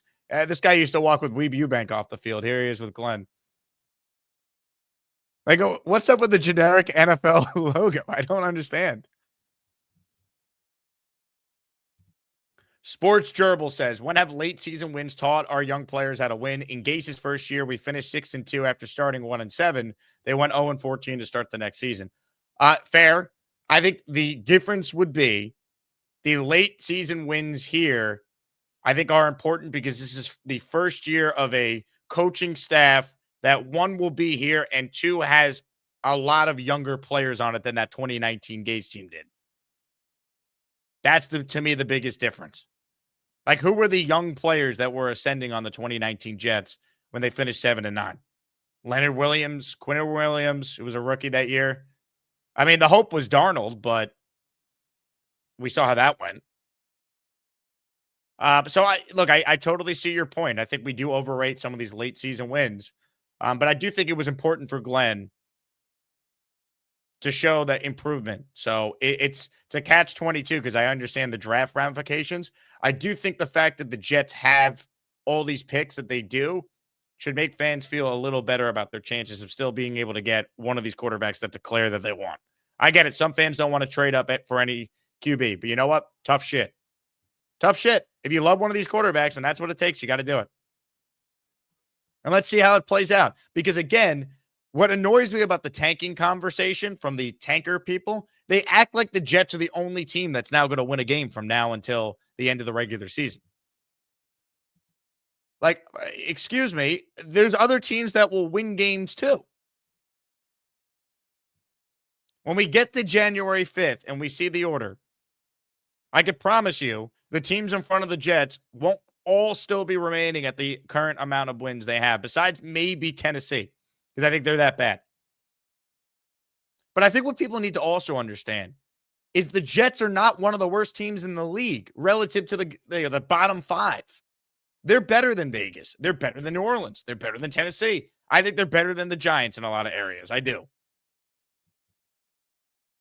Like this roster should not have been worse in the league. That was my whole argument on why Glenn was horrific the first 7 weeks. Why we were having people say they're going to finish winless. It never should have been this bad. And there's been real improvement. So people need to accept that. I think the Jets knew that too, which is why they made the Sauce and Quinnen deals. So they have the ammunition to make a move for a veteran QB. They like someone, whoever that might be. I don't think it's going to be Joe Burrow or Dak. So I think we'll quickly shift to the draft and we'll go from there. Ladies and gentlemen, to your calls we go. But first, let me say this to everyone out there. The Jake Asman Show is available in podcast form. So get the Jake Asman Show on either Apple or Spotify, wherever you get your podcasts. No, I don't want you to see the tanking order. I want you to see the Spotify and Apple podcasts of it all. Subscribe there, and you will never miss a show, whether you watch on YouTube or you're listening after the fact. Big thank you to everyone who supports this channel year-round. First up today is the chairman of the Asmaniac Madness Committee. Boomtown starts us off. Hello, Boom. Mr. Jake Asman, how are you today? Boomtown, I am fantastic. How are you doing on Victory Monday? I'm doing great. It's unreal. We're at December the 1st already. Like, I have no idea where the time went. So for today, I've got 2 fun little treats here for the Asmaniacs. The first is going to be in regards to the Kyle Clifton inside-outside game. For those that don't know, when Kyle Clifton comes on, not only is everyone looking forward to his call, but in the chat, everyone tries to make their prediction if he's going to be inside or if he's going to be outside when he makes his call. For this month, I've decided to step it up here for the Asmaniacs. And what I'm going to do is I'm actually going to offer a Canadian care package, a gift pack for whoever can beat my winning percentage this month. So I've kept track of all of his calls. I've kept track of everyone's inside and outside predictions for all the months leading up. For December, what we're going to do is I'll keep track of everybody's. All you have to do is beat my winning percentage with a minimum of 3 predictions. And at the end of the month, we'll do a wheel. We'll pick one winner, and I will send them a Canadian gift pack prize. Now, like, people are probably wondering, Boom, a Canadian gift pack prize. Does that include hockey pucks, maple syrup? What can we expect in a Canadian gift pack prize? There might be the latter, but I'm actually not going to go into to details. It's actually going to be a surprise. Wow. Hopefully, the person that wins maybe they'll call in and show off what they got, or at a minimum, if they're not comfortable on camera, maybe they could just take a photo of what they get. But it's going to be fun. I think they're going to quite enjoy it. I love it. Like I said, there has to be a minimum of 3. I'll try and keep everyone updated on how I'm going. I'm going to try and vote on every single one. We'll draw one winner. Now, the one thing I do have to note, if Kyle Clifton, if his background does show an outdoor scene, so if he's called in where he's in the Jet Stadium, that would be considered outdoor. If he's in front of the brick wall, he's called from what looked like a beach previously, those are considered outdoor. So please make a note of that. That is a huge point. And again, a lot of people are guessing what could be in this Canadian grab bag that you're sending. Many are speculating about Canadian bacon being an option in there. Is there any truth to that rumor? That might be tricky to ship from Canada. I'm not quite sure how you could ship meat products across the border, but we'll see if that can be an addition maybe late. I love it. Well, Boom, you're the man. And I mean, you guys have your hands full with Asmaniac Madness this year, because I think trying to seed the callers is never going to be more difficult than it might be this year. So that was the second thing here. So with this December 1st, this is it. You must call in from today leading up to the tournament to qualify to make Asmaniac Madness 2026. So it just takes one phone call and you can qualify to be in. If you don't call in this time period, we can't consider you. So this is it. We're in the home stretch. The committee is watching every single call. We've watched everything throughout the summer. We'll be watching closely here leading up. Hey, what's up? It is going to be tricky. One of the ones I think of is Charles Gorman. He, for 3 months straight, was the #1 power ranked Asmaniac. Now he has completely gone off the deep end, and I don't know if the community is going to support him anymore on his Colts binge watching. I don't know. I don't know what's happened to the man. He is a guy that is a polarizing figure now, and where he gets seated, I mean, that is for you guys to decide. What's the word I'm looking for? Recruise myself or accuse myself? I don't know. I let you guys decide. I just listen in and absorb all the debates and the back and forth. That is a tough one for you guys to try and slot, though, for sure. Yep. And just remember, please, even if you're a first-time caller, call in. If you remember last year, David T., his very first call was around this time, and he went on a nice little run in Asmaniac Madness. You never know. You never know how the chips are going to fall. And you already mentioned this year, one exciting little change. We're expanding the field from 64 up to 68. So there will be some play-in games. So that'll be some extra excitement as well. Other than that, I think that's all I got for you today. Boomtown, you are the man, and we thank you for all you do to make this show about a team that hasn't made the playoffs in 15 years more fun than any other place for content nowadays. So you're the best. Happy birthday, Addison. Happy Victory Monday, and let's have some fun in December, Asmaniacs. Ladies and gentlemen, Boomtown checking in from Canada. Ladies and gentlemen, for those who missed yesterday's show, Charles Gorman did in fact call in. He claims to still be a Jet fan, claims to still love his Colts. And look, everyone saw this dumbassery from McCrary Ball yesterday, the seizure celebration, as we refer to it as on this show.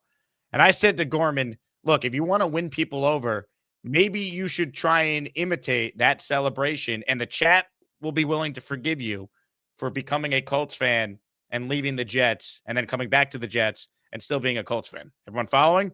So for those who missed it, this is what went down yesterday. You betrayed the Jet fandom and left the fan base. You can't tell me how to be a fan. Now, Peter Castro says Charles is a bit of a cross-dresser. Is this true? No, I'm not a cross-dresser. Jetpack says, get this weirdo Colts fan off my screen. Bad Juju Gorman. And now Sauce is hurt. I think you're responsible. The stupid worm dance by McCrary Ball was complete garbage. Any chance we could get you to reenact that? No, I'm not doing that, Jake. I think that would win people over, though, Charles. If you want to get doing it, Jake, and that's final. I think it's a pretty easy dance to do, right? You literally just get on the ground and you kind of do like a worm-like thing. Tell Charles in the chat that you will accept his apology Jake, if don't Gorman do this gives crap. Charles. I'm trying to help you. This is your opportunity to win those people over. Give us the seizure celebration. Turn this into yours. Don't rip ass. Ladies and gentlemen, Gorman doing the seizure celebration. Here it is on the screen, folks. This is what Charles Gorman is reenacting right now. He wants your support. Give us the seizure. I'm reading the comments. They're all positive. Common Country, I forgive them. Party with Peg and Artie. Charles, you're a great man. Good guy, Greg. What a trooper. Oscar, sorry, Charles. We're glad to have you back. Can I stop now? Keep going. You're winning people over. Gary King, Charles is the best. Mike Perez, first time you cleaned your floor. Great point. 305, Charles, your neckbeard has reached legendary status. You use more of your arms. He does like some like arm flapping in his. Ladies and gentlemen, that is a man that has earned your support. I mean, how do you not, no matter how you feel about Charles Gorman, Give it up for that man for laying it all out there for this community. All right. If you can't appreciate that, might need to find a new show. No matter how you feel about Gorman, respect was earned yesterday. Ladies and gentlemen, how about this before we get back to the calls? A 20 spot of channel membership. Wow. What a country. I pledge allegiance to the flag of the United States of America and to the republic for which it stands, one nation, under God, indivisible, with liberty and justice for all. Let's go. Grab your helmets. 20 memberships. Makai Becton, full-size helmet is on, baby. Zogs Cat, K Iceman, Jets Hub, Matthew Smith, Jesus Jerry, 1R Remfam, Mr. Flowers, The Farrell, It's All Love, Billy M, Antonio Amoroso, Corey D, Sean Cora, Allen is a D-bag, Izzy Miyagi, DJ Bibbs, Cash Mere Black, Kyle Clifton, Jet Life for the next life. Allen sucks. I'll say it again. He's a douche. Apparently it was 20. I don't know. That didn't sound like 20 to me.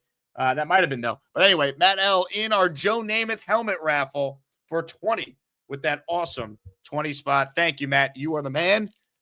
And we will make sure your entries are certainly accounted for. Let's get to the calls now. You just heard a guy who got an intro or got a membership gifted to him that I referenced, and he has called in. Ladies and gentlemen, let's stop what we're doing.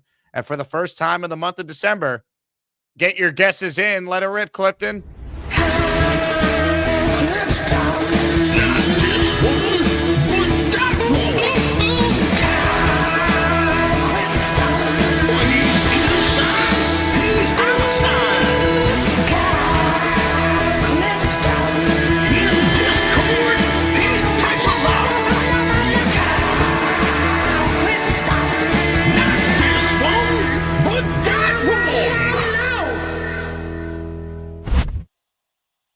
Hello, Jake. How are you? Outside is the answer to the first Clifton Inside Outside challenge. Yes, I think it's an intriguing way into the problem of these cold winter months, and I'm going to have some challenges calling in the coming weeks as I return to office, but I'll still be calling in several times a week. So the one thing I wanted to say is that Charles is always going to have a special place in my heart. I love how he stated that there's no way he was going to do it, and then within about 90 seconds he was on the floor flipping and flopping around. I had those powers though, Kyle. I used the Jedi mind trick on him. Yes, you did. Those weren't the droids he was looking for. So this whole thing with the disciplinary issue with Arian Smith, I mean, I was kind of looking forward to seeing what he could do with someone who's going to take some chances down the field with Tyra. And the fact that he did something that, and it might have been something innocuous like a lateness to a team meeting or something, but like that's your opportunity, man. And I'm just wondering if in some ways is the A.D. Mitchell trade kind of an indictment of that pick? I think some of us, myself included, were kind of critical of him going that high. I think we might have been able to get him a round later, and I think we might have passed on some opportunities to take that selection of Smith, given some of the problems he had catching the ball. And it kind of strikes me that the room is getting a little bit more crowded with guys that have a little bit more potential to stick now. And that's something that we really need to watch. We know Alan Lazard's not going to be on the team next year. We think some of the guys that have been, on the practice squad, they're probably going to be pushed off, out of consideration. But I'm just wondering what this means for Arian Smith. I imagine he's going to get another year to kind of develop and kind of prove himself, given the God-given speed that he has. And maybe he can make the team as a punt returner or, show something as on special teams, a fifth receiver. But I think, He's not a lot to make the team next year, depending on how the rest of the offseason no, goes. he's So not. he's going to have to earn it. It's disappointing because this is a guy that you would think in a 2-9 year would be getting a ton of opportunities. And it speaks volumes that Mechie and Mitchell show up and they immediately, it's not like it took a game or two, they immediately got more playing time than Smith. That just might be a bad pick, and they got to just accept it. They wasted a 4th-round pick, and we knew it at the time. I mean, I was highly critical like everyone else was. And look, I mean, the bottom line is if the first 3 picks they made of that draft pan out the way Membu, Taylor, and I think A.Z. Thomas could be a legit starter for them, you could live with Tyler Barron and Arian Smith being clear misses on day 3. You could survive it. They got to be better on day 3 overall, but you could survive it, especially if Malachi Moore ends up being a good player for them. I still question that a bit. I think he's been better. Like, you know what I mean? Like, you're not going to hit on every pick, and hopefully their process to get Smith we were critical of, and hopefully they refine that in this draft. Not to mention the fact that I think that they're going to use some of those resources, the $100 million in cap room and all these picks, to bring in. I thought it was $3 billion, according to Beast. Well, I think Beast understands what needs to be done. The actual mechanics of getting it done might be escaping him a little bit. So, but I think that they're in a perfect world, they would love to bring in a true X, draft a true X to put on the outside. And I really want to get Garrett there in the slot and get him those free releases, because I think that would be very beneficial to what we're trying to do. And then if Mitchell can stick as your third receiver on the opposite perimeter, you really have something going on, especially if you start to work on the tight end room. Maybe Ruckert's your third guy, right? I mean, let's be frank. Glenn has had some misses that are kind of atrocious misses with this regime. When you talk about Cisco and you talk about Fields and you talk about, possibly Arian Smith, Stone Smart hasn't really contributed in the way we would have liked. So I think that a second receiver, receiving tight end is probably in the this coming off season as well. So sign him. He kills the Jets every time he plays them. Yeah, I mean, he really showed out yesterday, and it's really hard to argue with what he brings to the table with the athleticism and the size. We'll see if the price is right. But I really appreciate your time, Jake. Have a great week. Kyle, I'm sad that you are going back to work next month, but hopefully we can get some Kyle Clifton in the office calls mixed in.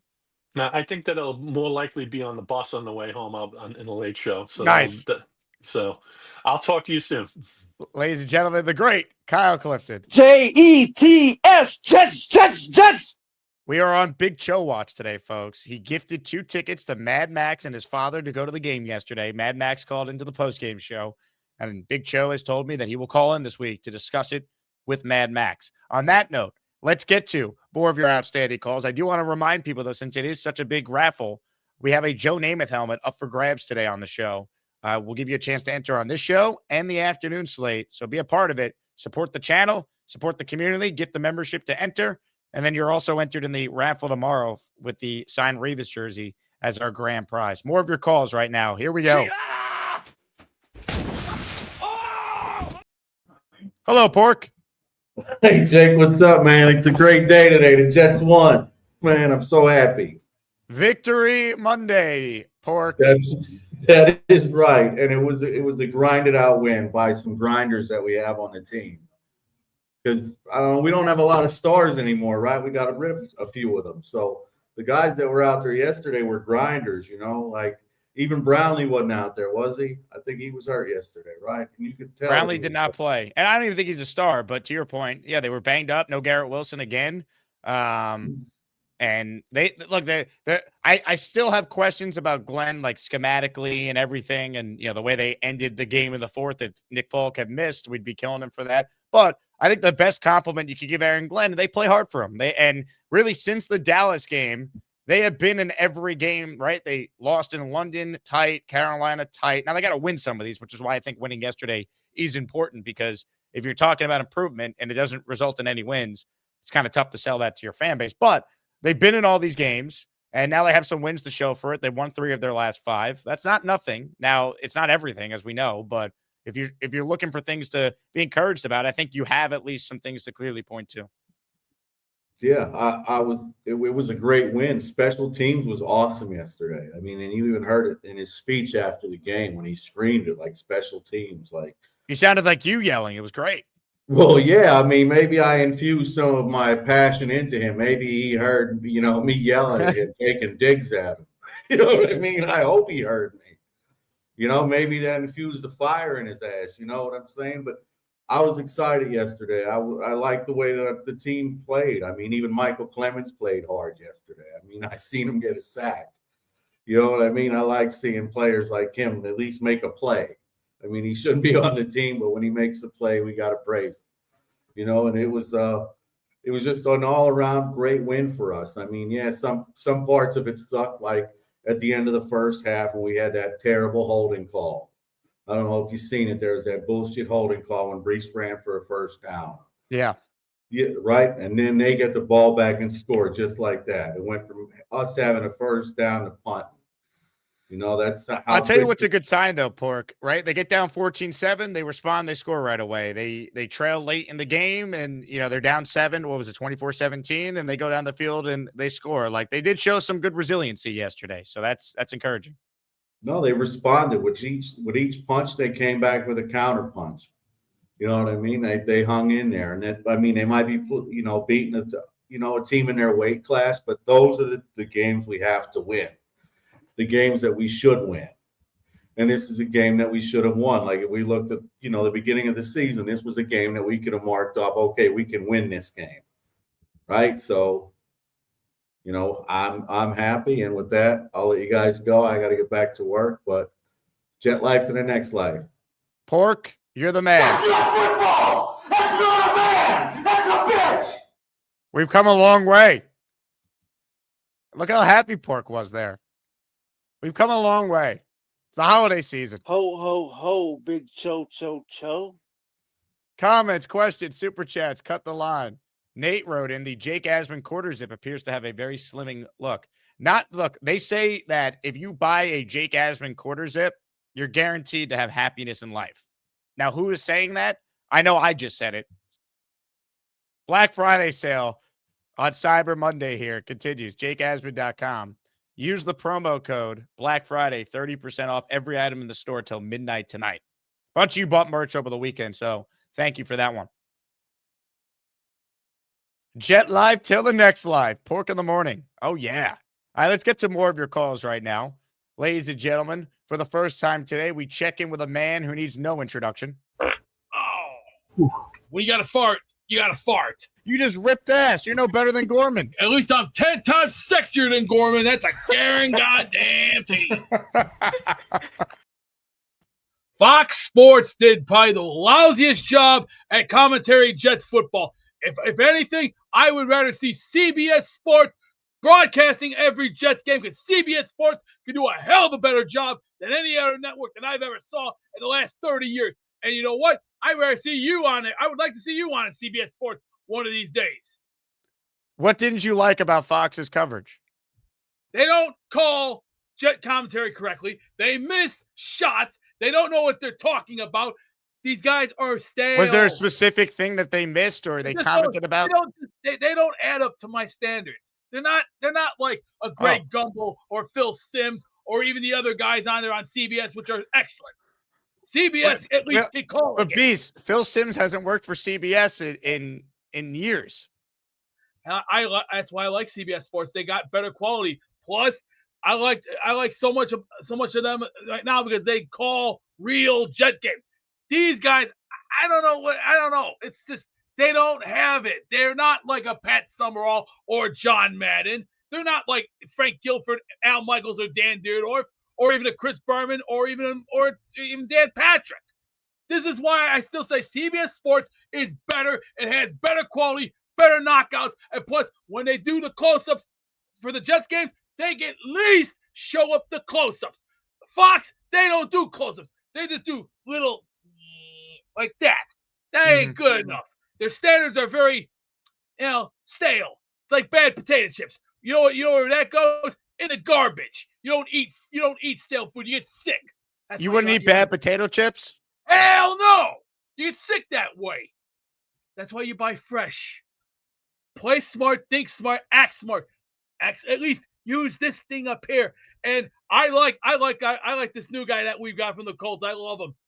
Mitchell he did some things that just blows my mind. I don't know how he did it. Tyrod Taylor launched. I'm like, at first I was like, oh son of a bitch, he's gonna throw something bad. I'm like, and all of a sudden Mitchell just jumps. I'm like, you son of a bitch. I'm like, there you go, Mitchell. I'm like, that's what we brought you here for, to the big dance, and I like that. But we got 5 games to go. We're not gonna start thinking about signing contracts just yet. We gotta let these kids play the heart out these next 5 games. That's why hey, Beast, give us a reenactment of the Tyrod play to Mitchell. Give us a little drop back, throwing the bomb, Mitchell coming down with it, and scoring the touchdown.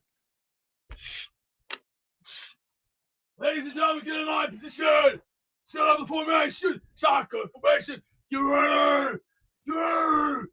Get outside. Great. Black. 71. Black. 71. Get ready. 318. Set that right. Ooh. Woohoo! Yeah.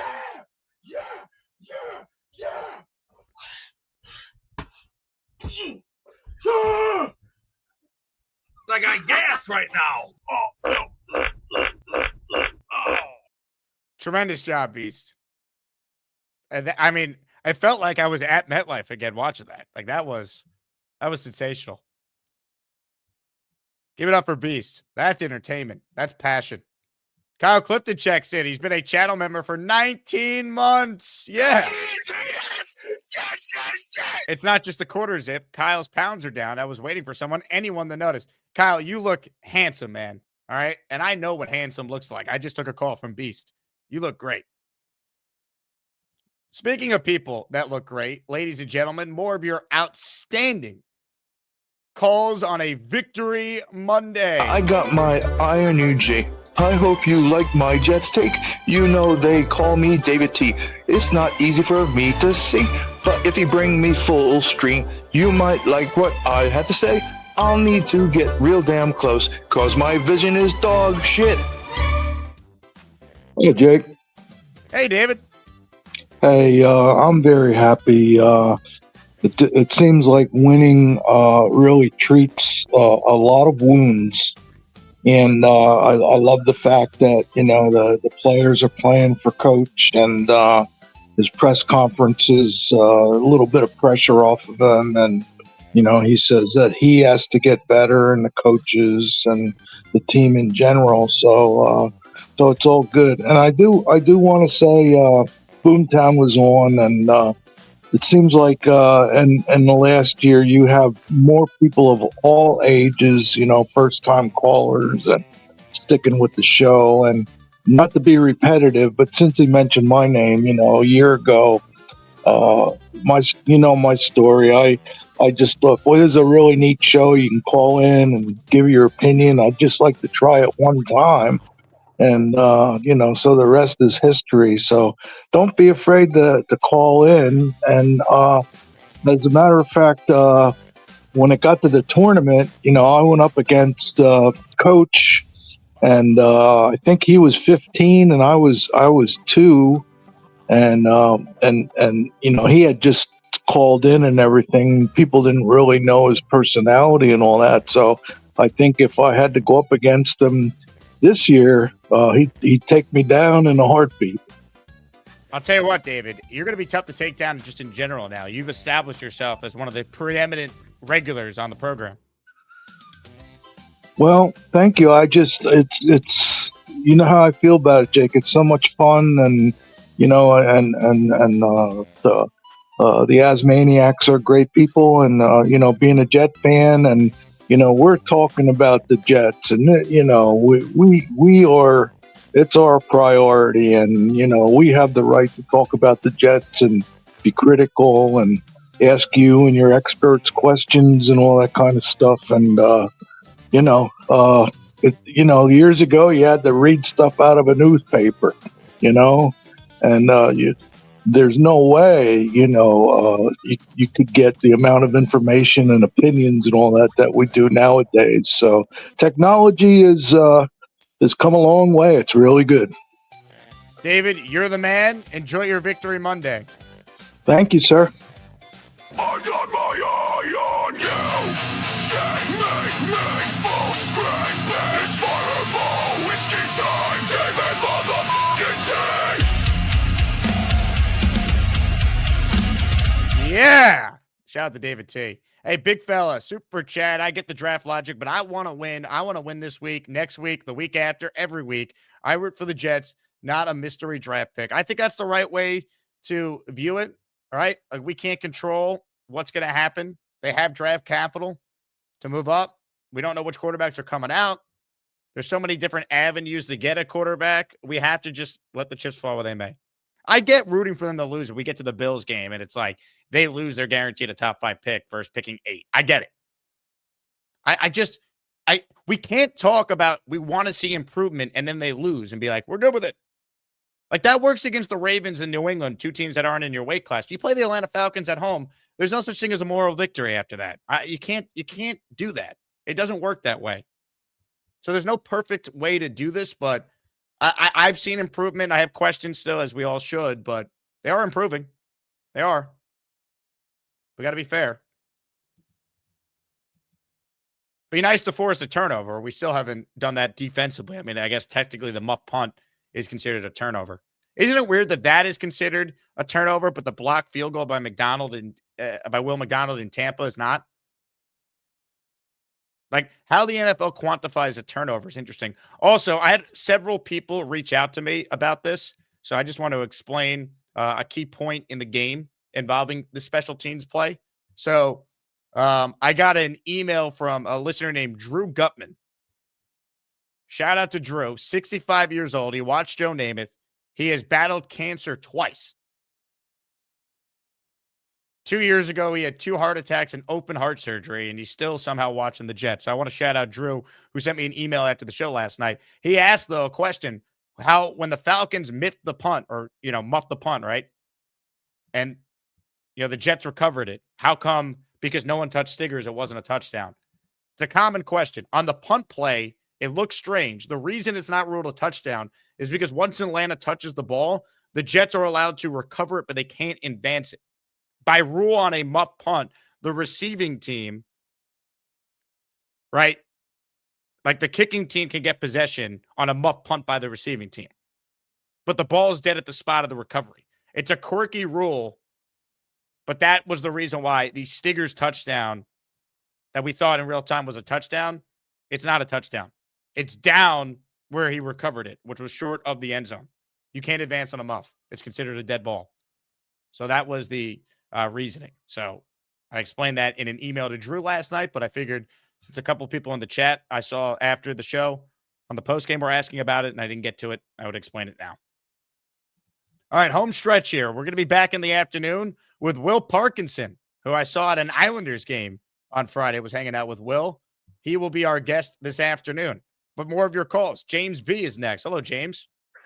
Nice to see you again, Jake. What's up, James? I know it was already mentioned, but when I saw Clemens with the sack, when they said Clemens' name, I was like, you know what? This is why we've been holding on to him for 3 years or so, because we were waiting for that moment for us to beat the Falcons. But with big fella's positive energy and talking about wins, I wanted to share with you something. So the last time I was on your show, I said we were mathematically eliminated. I blame AI for that. And I was lazy just by asking AI if we were, and they said yes, but we're not. Even with that loss to the Ravens, we are not. So let me give you the 5 scenarios that we need. So 1, Jags need to lose out, and that would mean that we win in the head-to-head. Bills need to lose out, and we would win in the tiebreaker. Texans lose out or Chargers lose out. Ravens or Steelers, only 1 more win. And Chiefs, only 2 more wins. So now, listen here. Of those 5 scenarios I gave you, only 2 of these can fail. And so with this next week coming up, The Jets need to beat the Dolphins. Jags lose to the Colts. Bills lose to the Bengals. Chargers lose to the Eagles. So just for everyone to keep in mind, the only way the Jets get eliminated mathematically is if the Jags and the Bills both win this week. So that's pretty much it. Things get a little complicated between the Texans and Chargers because they actually play each other. And that's why I say one or the other needs to lose out. Because they play each other. Obviously, they can't both lose out. But anyway, that's pretty feasible. Now, I'm not considering those teams that have 4 or 5 wins in front of us because I'm going to assume that we do better than them down the home stretch.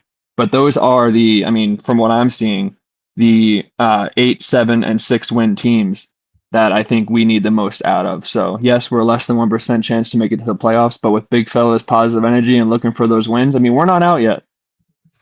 So as long as all those teams lose out, you never know. Now, James, how come you weren't with your dad and your brother, Mad Max, at the game yesterday? Oh, I see. I'm still a long lost uncle of Max, so he hasn't reached out. It might just be bad. He might be blaming me for the fact that I'm long lost, and maybe he thinks I should have reached out. But there's still some family drama that needs to, obviously get settled. Now, Papa Jet says you have too much time on your hands. What are your thoughts on that? Well, I travel for work, so each week I'll travel for 4 hours at a time on Monday and 4 hours to a time on Fridays typically. Nate says this is why people say keep analytical nerds out of sports. Hey, I'm just saying that the path is there. So yeah, that's all I'm saying. There's a chance. I'm saying there's a chance. That is true. I like these comments. Anyway, you guys, keep the faith, man. I'm just excited it's December and we still have if you want to call it that, meaningful football. All right. That's a blessing for the Jets, and I'd rather go 8-9 than 3-14. So I don't care about losing out or whatnot because I would rather get 8 and 9 wins and go into next season with that hope that the Lions had when they had Aaron Glenn and they won down the stretch, but just narrowly missed the playoffs. They had that really positive energy and outlook for the following season. So if we can have that, I would be grateful.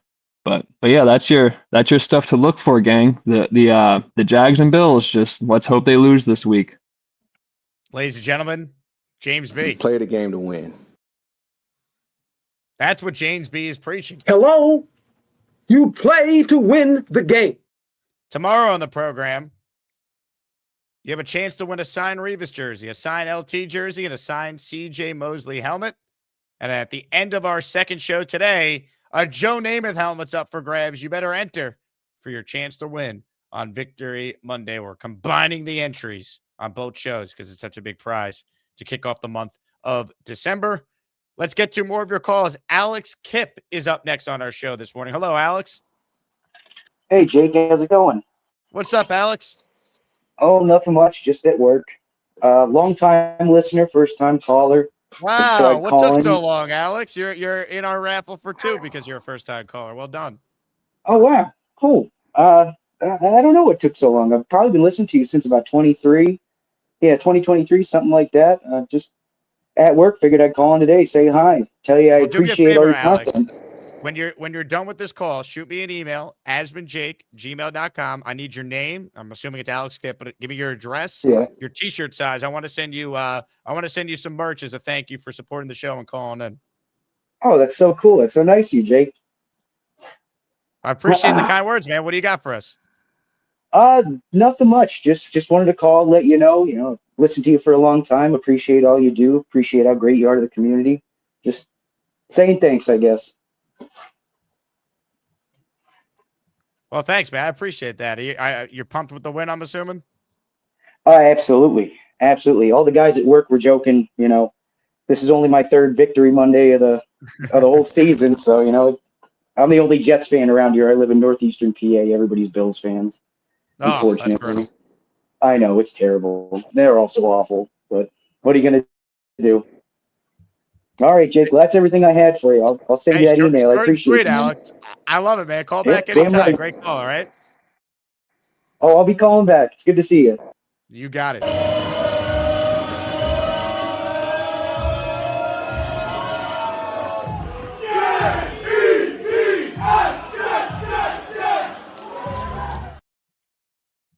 Comments, questions, super chats. They cut the line. Hugs for all. I hug him every day. I hug him every day. Ladies and gentlemen, Kyle Clifton said it best. I hope he wins the raffle. Win one for the Kipper. Well played. More calls right now. We had a great call. Now we maybe have a bad call. Or it could be an entertaining call. I never know with this guy. JJ's next. Hello, JJ. Historically, I've never had one bad call on the show, but that's neither here nor there.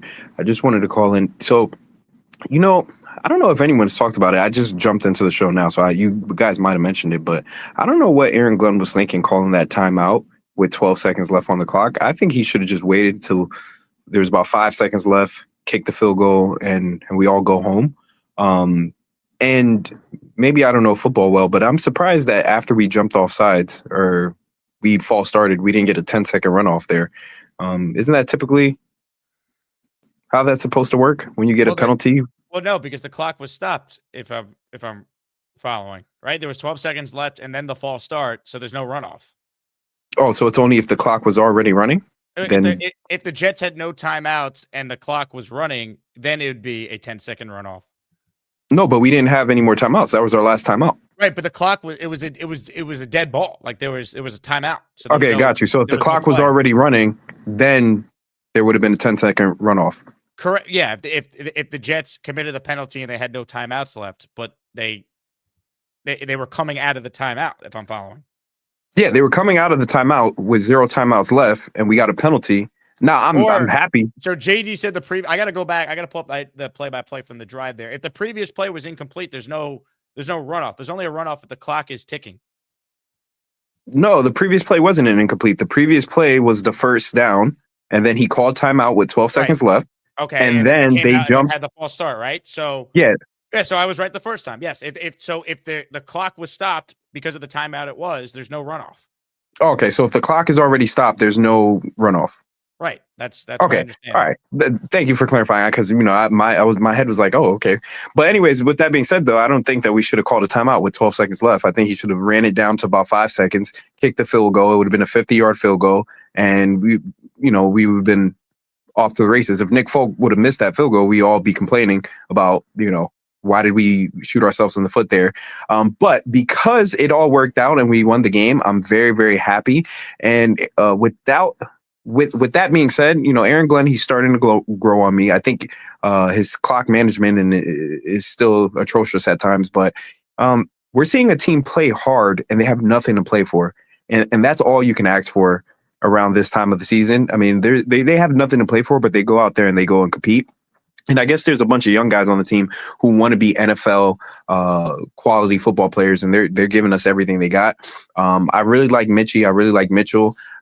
So I'm happy where we stand now as a team looking forward. Obviously, we have to keep winning football games, though. Like, the tank is out of the picture. I want us to go and beat Miami. And if we go and beat Miami, well, then I'll probably change my mind a little bit more about this team for the future, because I think Miami, without a doubt, is a good coached football team. I think Mike McDaniels is a good football coach. I don't think they have the talent to win games, but they're always in it for the most part, and they're still winning football games without their best players. So if we can beat Miami, that'll tell me a lot. That'll tell me a lot about Aaron Glenn and how he stands, at least for as an AFC East head coach. I mean, right now it looks like he's the worst coach in our division, but if he can beat Miami, well, then maybe he's not. Maybe he's a promising head coach, and with some more games on his belt, he's going to really turn this thing around. So I'm optimistic, because there's no reason to be negative at this point. Let's be optimistic. Let's be happy that we won a football game, and let's keep building on and stacking these wins. That's where I'm at with it.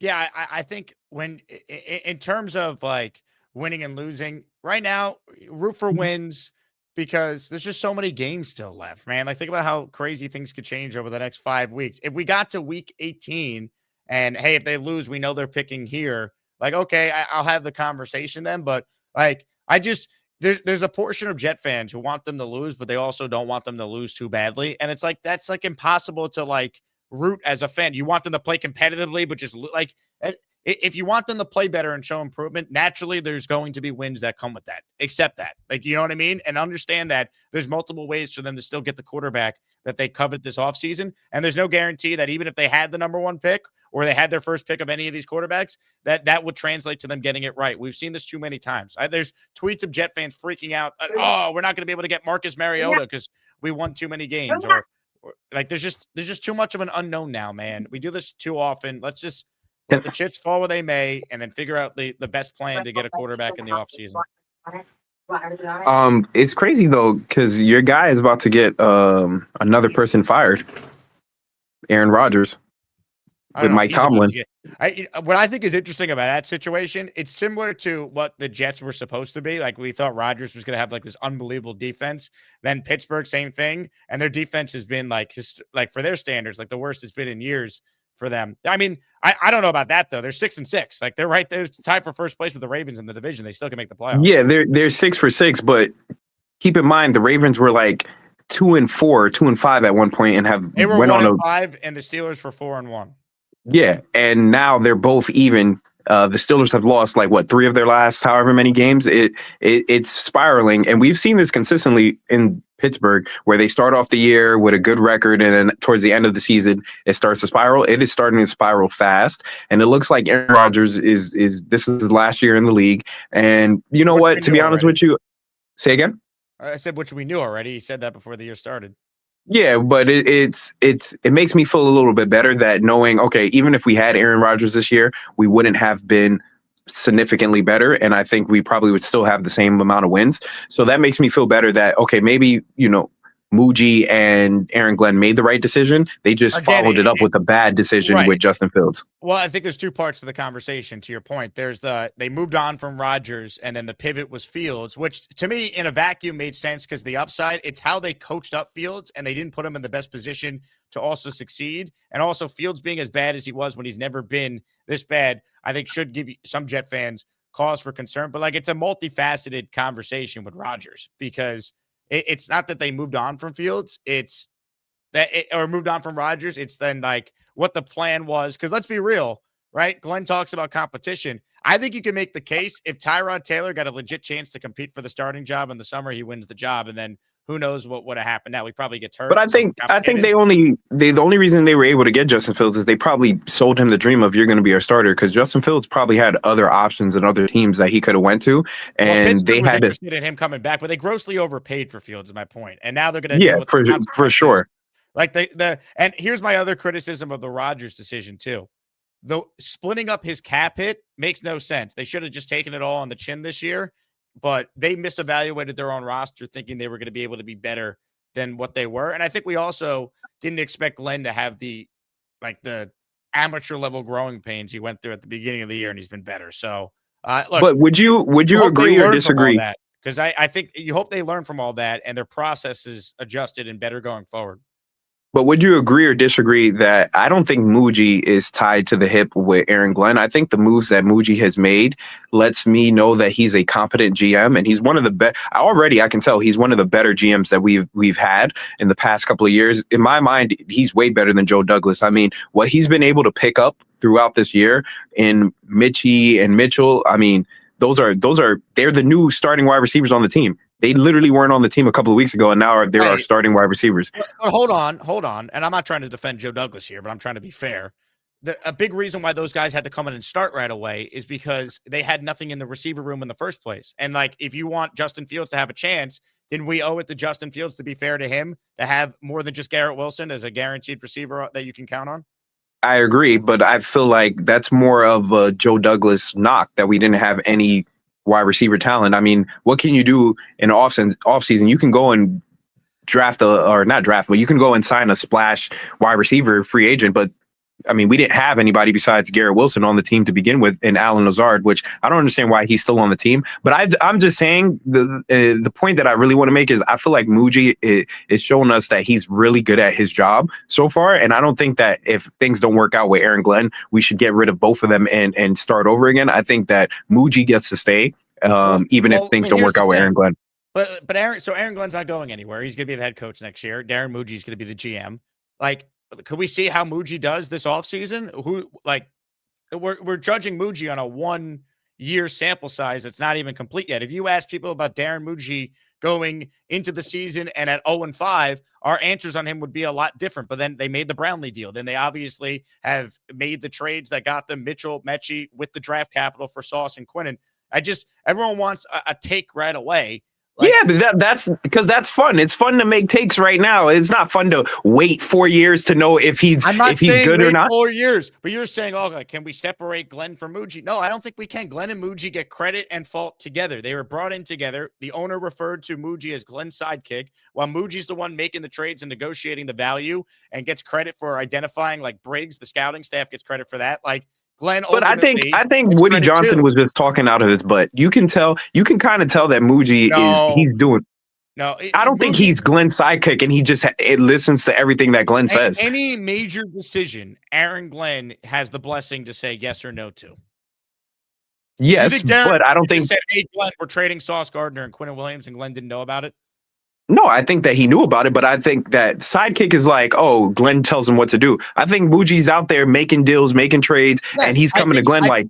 I think Muji is obviously, doing the role of a GM, but unlike under Douglas, where he controlled the roster, this with Glenn and Muji is a partnership where if Glenn is against the move, they're not making the move. Speaking of Joe Douglas and stuff, though, do you think Robert Saleh gets another head coaching job after this season? He might. I mean, he's the fact that they're where they are with Warner out, Bosa out, all the injuries they've had. I think Shanahan. I feel like they've been plug and play a defensive coordinator over the last few years in San Francisco. But I do actually hope that Robert Saleh gets another head coaching job somewhere, and he because he seemed like a good guy. He just wasn't our guy. But I don't think Joe Douglas would ever get another GM. And position. also, just to add this on Douglas. Douglas was getting so much praise his first couple of years because of the trades that he made to accumulate draft capital. And Douglas gets credit for the waiver wire claims. He found Quincy on waivers. He found JFM on waivers. He found Berrios on waivers. He he made other moves that obviously worked, but ultimately, what defined Joe Douglas? Zach Wilson I'm going to throw this out there though. What if we made their quarterback pick yet? That's coming. That will define Muji and Glenn's tenure.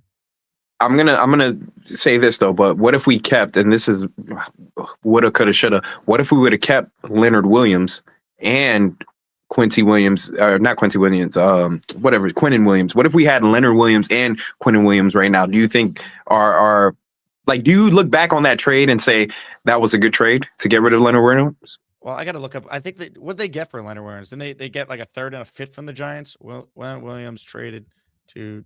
I got to look up what the return was. And what the Jets did with those picks. I like the Jamal Adams trade. That was Joe Douglas. He did that one, right? Yeah, the Jamal Adams trade was Douglas, 100%. And Douglas drafted Garrett Wilson. So, he gets credit for that. He drafted Sauce. Yeah, he does. But I didn't like the Leonard Williams one. I think that was Joe Douglas, too. I didn't like it then. And they got the Giants acquired him for a 2020 third-round pick and 2021 fifth-round pick. I don't know. I think the Jets ultimately got pretty good value there for Leonard Williams. They were going nowhere in 2019 when they made that move. Yeah, well, what could you do? But all right, that's all I got for you guys. I'm super excited for this week. I think that we're going to win this week. I think we're going to win a few more games this week. I really want to keep seeing them feed the ball. More. How could they win multiple games in the same week? A few more this year. Sorry. I think they're going to win a few more games this year. You play the game to win. Yeah, you play the game to win, and that's what I want to keep seeing. I want to keep seeing us win. I don't want us to have this loser mentality when we go out there and tank. And I think I want Dante Moore. I think that's the guy I'm going with. That's who I'm going to start pushing forward for this team to go get. Between Mendoza, Ty Simpson, and Moore, I think Moore has the most upside, and he has a pretty good floor too. So let's push for Dante Moore, and I think we can get him. Picking 6. I think we can get him picking 6. So that's all I got for you guys. Well, he's coming out, man. These guys they're in this new year of NIL, and they're chasing the bag, and they're going to colleges that give them the most money. Why wouldn't they go to the NFL and go make some more millions? I mean, and get endorsement deals right now. Yeah, they're getting paid pretty handsomely to be in college, but they can make even more being a six player drafted overall to the New York New York Jets. I mean, come on, they'll make even more money. These guys want money now. They don't care about staying in college and getting an education. And look, Archie Manning has turned it around. Don't be surprised. I said it here first. Don't be surprised if he changes his mind and he comes out. Don't be surprised. All right, there's no reason for him to stay. Don't be surprised. He might just. Yeah, his grandpa can't tell him what to do, and I think that's a His dad. He doesn't need the money. I think he wants to go to Texas and develop, right? Especially if they miss the playoffs here. I think he'll feel like he has unfinished business anyway. He'll come back. If they make the playoffs, though, isn't that kind of like because his grandpa kind of picks who makes the playoffs? Isn't that kind of like a little? No, what do you mean if they make? His grandpa's not involved in the playoff committee. Yeah, he is, isn't he? I could have sworn Archie Manning is a part of the. I don't think Archie Manning is involved in the college football playoff committee. Are you sure about that? I could have sworn he was. Yeah, this would be news to me. Or maybe he's involved in the Heisman voting. He's involved in something with colleges. Well, if he won a Heisman, then he would have a vote. Well, I don't know. I'm just saying. I know he's involved somehow in some way with colleges. I could be wrong. You know, this is me. I just say things. I don't fact check myself. We know. We know. So, but that's the way to do it, man. It gives you good content. Is he a part of it though? No, I don't know where you get this from. I could have sworn he was. All right, well, I digress. But all right, that's all I got for you guys. Peace. Thank you, JJ. Hello. You play to win the game. All right, home stretch here.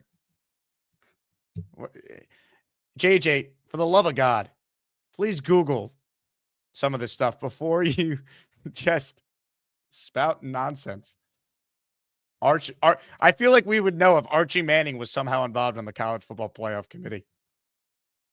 With Texas being one of the most polarizing debates this year for the playoff because they have 3 losses to elite teams, but they also have some great wins. That Florida loss is what ultimately probably removes Texas from the playoff.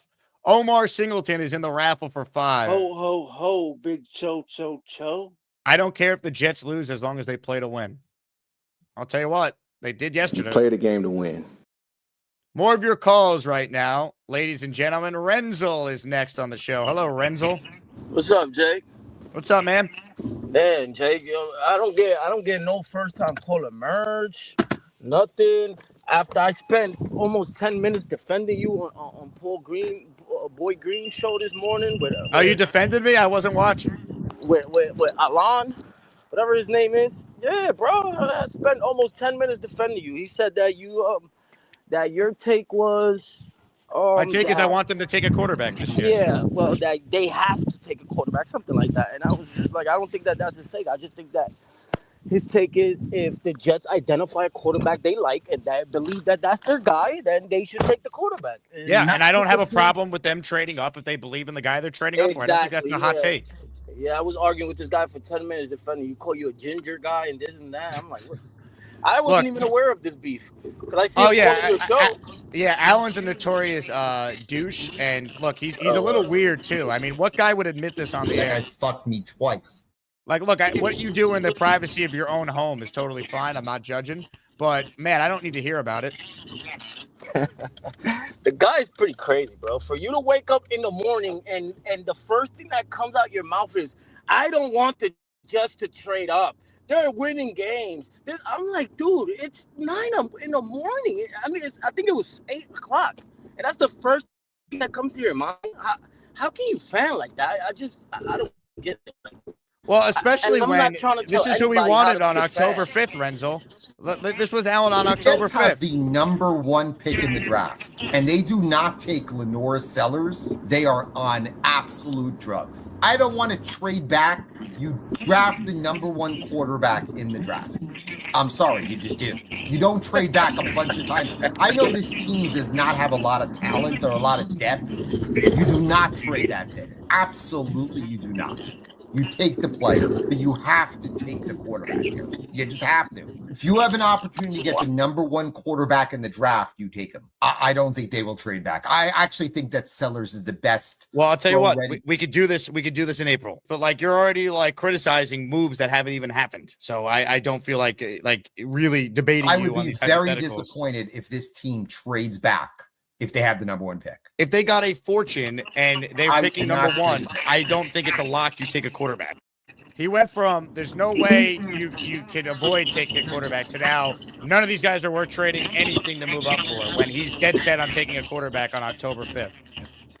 Wow, I didn't even know he was a Sellers fan, and now he's completely wow. It goes to my argument, man. I was arguing like, you're not even a scout, dude. Like, oh, I watched Indiana 8 times. I said, cool. He thought Garrett Nussmeier was going to be a top 10 pick this year before the year started. Allen moves whichever way the direction goes that will make the Jets stay bad forever. So now it's none of these quarterbacks are worth trading up because he knows deep down if they trade up and hit on the quarterback, the worst possible thing would happen for him. The team would start winning games. So Allen's, you have to understand, his approach is to have the opinion that will allow the Jets to stay bad for as long as possible. That's insane, man. How can you be a fan that roots like that for a team? He's We have not a suffered Jet fan. so long already, man. We have suffered so long already, man. And I just don't understand it, but it is what it is. But yeah, I was there to I'm not trying to get, but whatever. I was there to defend you because I didn't like how he was going against that. And Renzo, how about this? You want to go to the game Sunday, Jets Dolphins? I mean, if you have, that'll be fine. I'll appreciate it. I got 2 tickets. You take your daughter, Jets Dolphins on Sunday. All right, I got you. I appreciate it. I mean, I wasn't trying to do that for that, Jake, but I appreciate it. I got you, man. I got to defend what's wrong. But anyways, let's get to the game. So I remember I called the first time I ever called, man, and we were shit. It was a rough time. I don't know, we were 0-4 or something like that. And I remember I was telling you, Jake, it takes time to scheme. We remember we were calling Brandon Stevens is no good, this and that. All I'm saying, I think I don't know. I think you can attest this to coaching and Aaron Glenn that we don't even mention Stevens' name anymore, and I think that's a good thing. I don't think.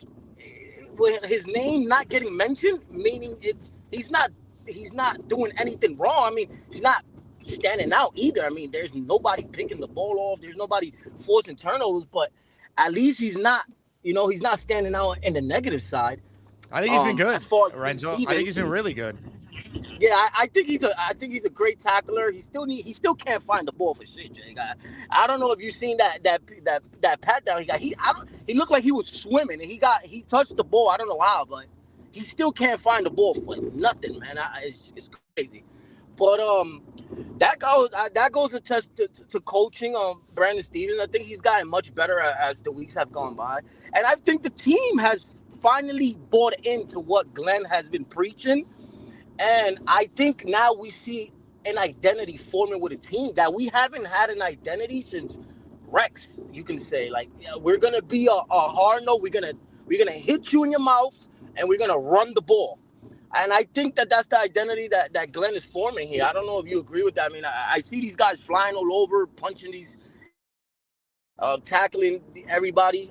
Bijan crazy. He went for like 170. I don't know what went on there, but.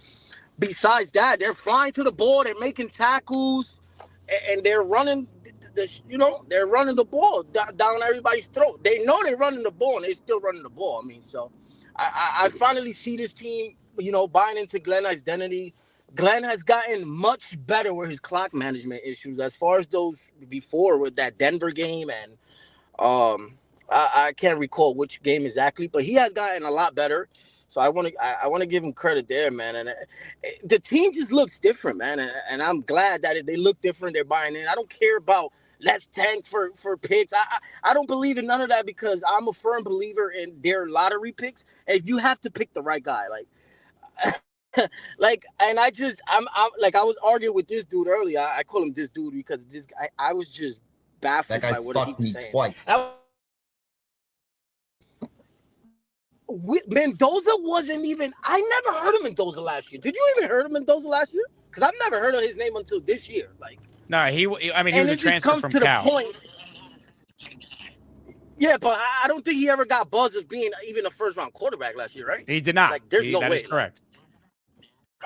So it was this was my point. I said, dude, I don't care what happens now because we're so far off from April when the combine happens that I'm pretty sure there's going to be a quarterback that we did not expect, that's going to rise all the way to top 5 like Lamar did that. I don't think Lamar rises to top 5, but he was not planned to go. I remember they wanted to switch him, and all the way he had a nice combine. He put up great numbers and this and running and this, and he got drafted as a quarterback. But I remember Lamar they thought about switching his position to running back in on wide receiver. So my point is, when it comes to April, we don't know. Like it might be this Pavia dude. I don't know what's his name, Diego Pavia. That Diego might rise Pavia. up to be a Diego Pavia. That might be a top 5 quarterback when it comes to April. It might be Drew Aller that comes out of nowhere from the dead and has an incredible combine because he has a lot of resemblance to Josh Allen, and he rises up to top 5. So it's just, I'm not telling anybody how to fan. Again, fan how you want. If you can sit for 4 hours or 3 hours and a half watching a game and miserable when your team wins and hoping for a team to lose, then you got other problems, buddy, that I don't think anybody can resolve, because Look, that's just a loser again, mentality. you have to understand that Allen's only motive is for the Jets to remain bad and for him to do disgusting acts to himself that he'll admit publicly, like what you see on the screen. Once you accept that is his MO, for the Jets just to suck, it all makes sense. Wait, is that real, Jake, or is that a troll job? No, this is all these. You know what? Why don't we ask him? Allen alert! Allen alert! Hi, Joe Alt from the 9 teams in front of us. Allen alert! Renzel, can I ask you a question? You can ask me anything you want, buddy. Hold on. What pick was Lamar Jackson? It doesn't matter what pick I'm asking you a question. Matter? I believe he was number 32. Was Lamar Jackson 32? Okay. I believe he was 32. He was 32. And you're bringing up 5'11" Diego Pavia? Really? Really? That's just the first name that came up to my mind. You're bringing up Drew Aller coming off that injury. Really? Okay. Here is what I said. Dude, you were talking about Lenore Sellers in October. I did. What happened to Sellers? But hold on, Renzo. Did I ever say the Jets? Hold on. Did I ever say the Jets should trade up for any of these players? But you know what's the problem, Alan? You're not a scout. You're not in the Jets building. Okay. Wait, let me finish. You're not a scout. Neither am I. Let me finish. You're not a scout. I'm not a scout. These guys. Yeah, but that's not for you to determine. If they believe that that's their guy, then they trade up for that guy. Nobody would care what they trade up for that guy if he pans out. Nobody's going to care.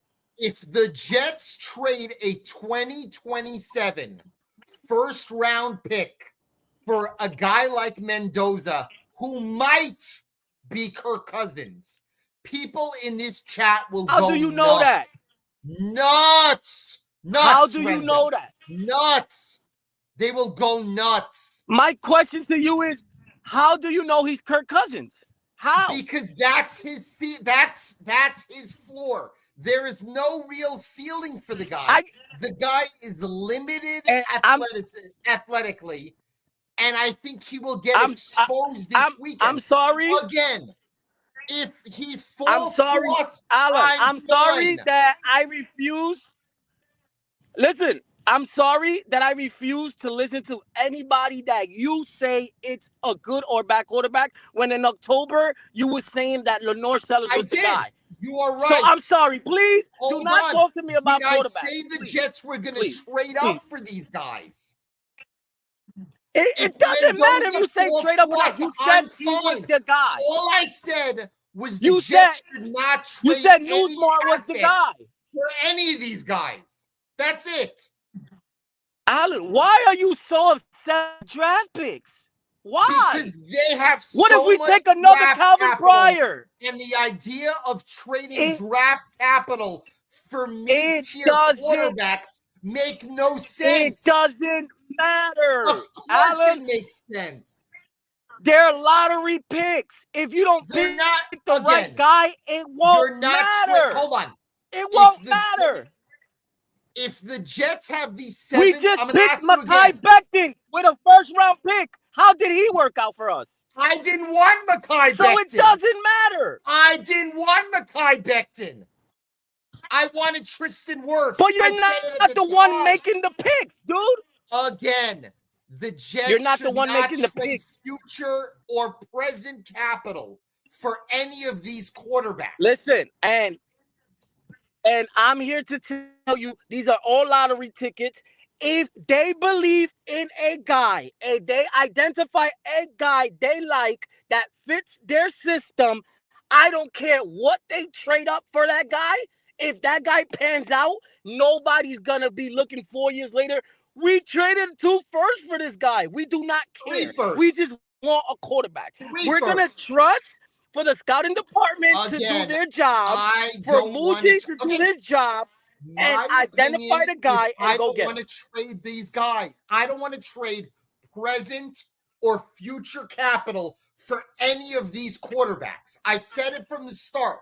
If the Jets currently, who sit at the 7th pick in the draft, if Tennessee calls them and says, I want 3 number 1s, if the Jets make the deal, they are idiotic. That's what I said. If these guys... You don't know if it's going to take 3 wins. You don't know what it's going to take. Again, if the Jets, who currently nobody knows what it's going to take, Alan. It would take 3 number 1s to get them. If they currently sit... You don't know that. You don't know that. Yes, I do know that. You're going to get a quarterback. It's going to take 3 number 1s to go get him from 7 to 1. I said if the Jets currently sit at 7, it's going to take 3 number 1s to move up.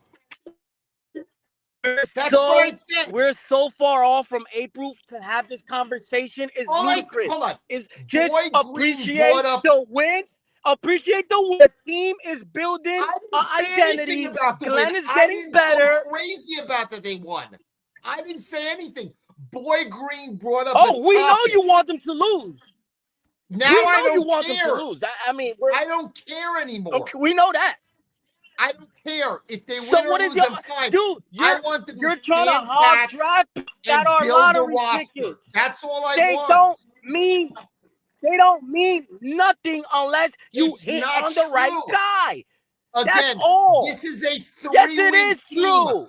Build the roster. Mekhi As I Becton, said, D. build the Milliner, roster, Calvin and then you Pryor. can get your quarterback. That's all I said.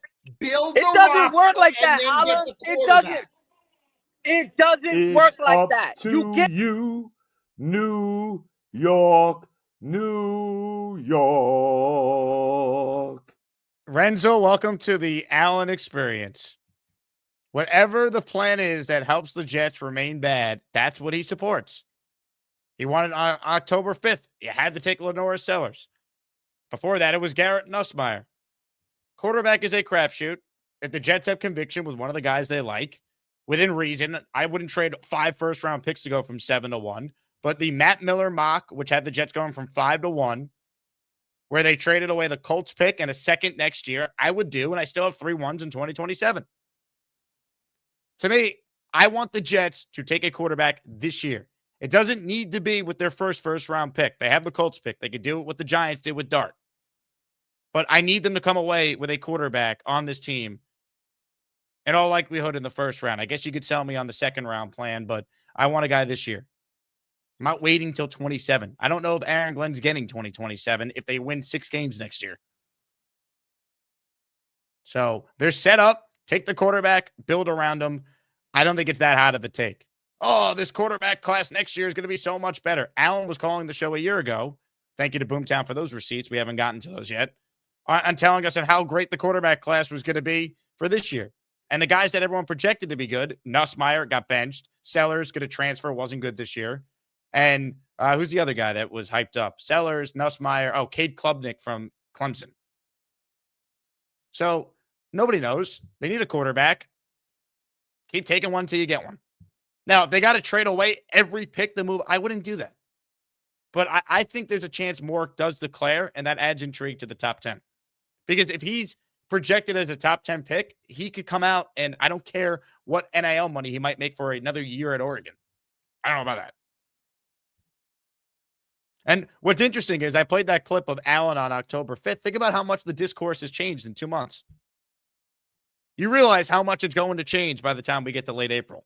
Jackson Dart was not thought to be a first-round pick at this time a year ago. Shedeur Sanders was going to be a top 2 pick. Like, we don't know. It's a crapshoot. But if you have conviction in the quarterback that you like, you got to get him. You got to let this regime get him. JJ says, fact check. Archie was part of the inaugural college football committee, but no longer is. Thank you, JJ. God. Sam Vasaro has gifted 5 memberships.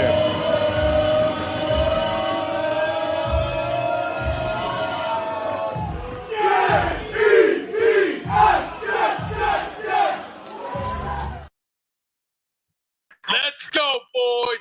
Let's now get down to the finals. Are we ready for that Wheel of Champions?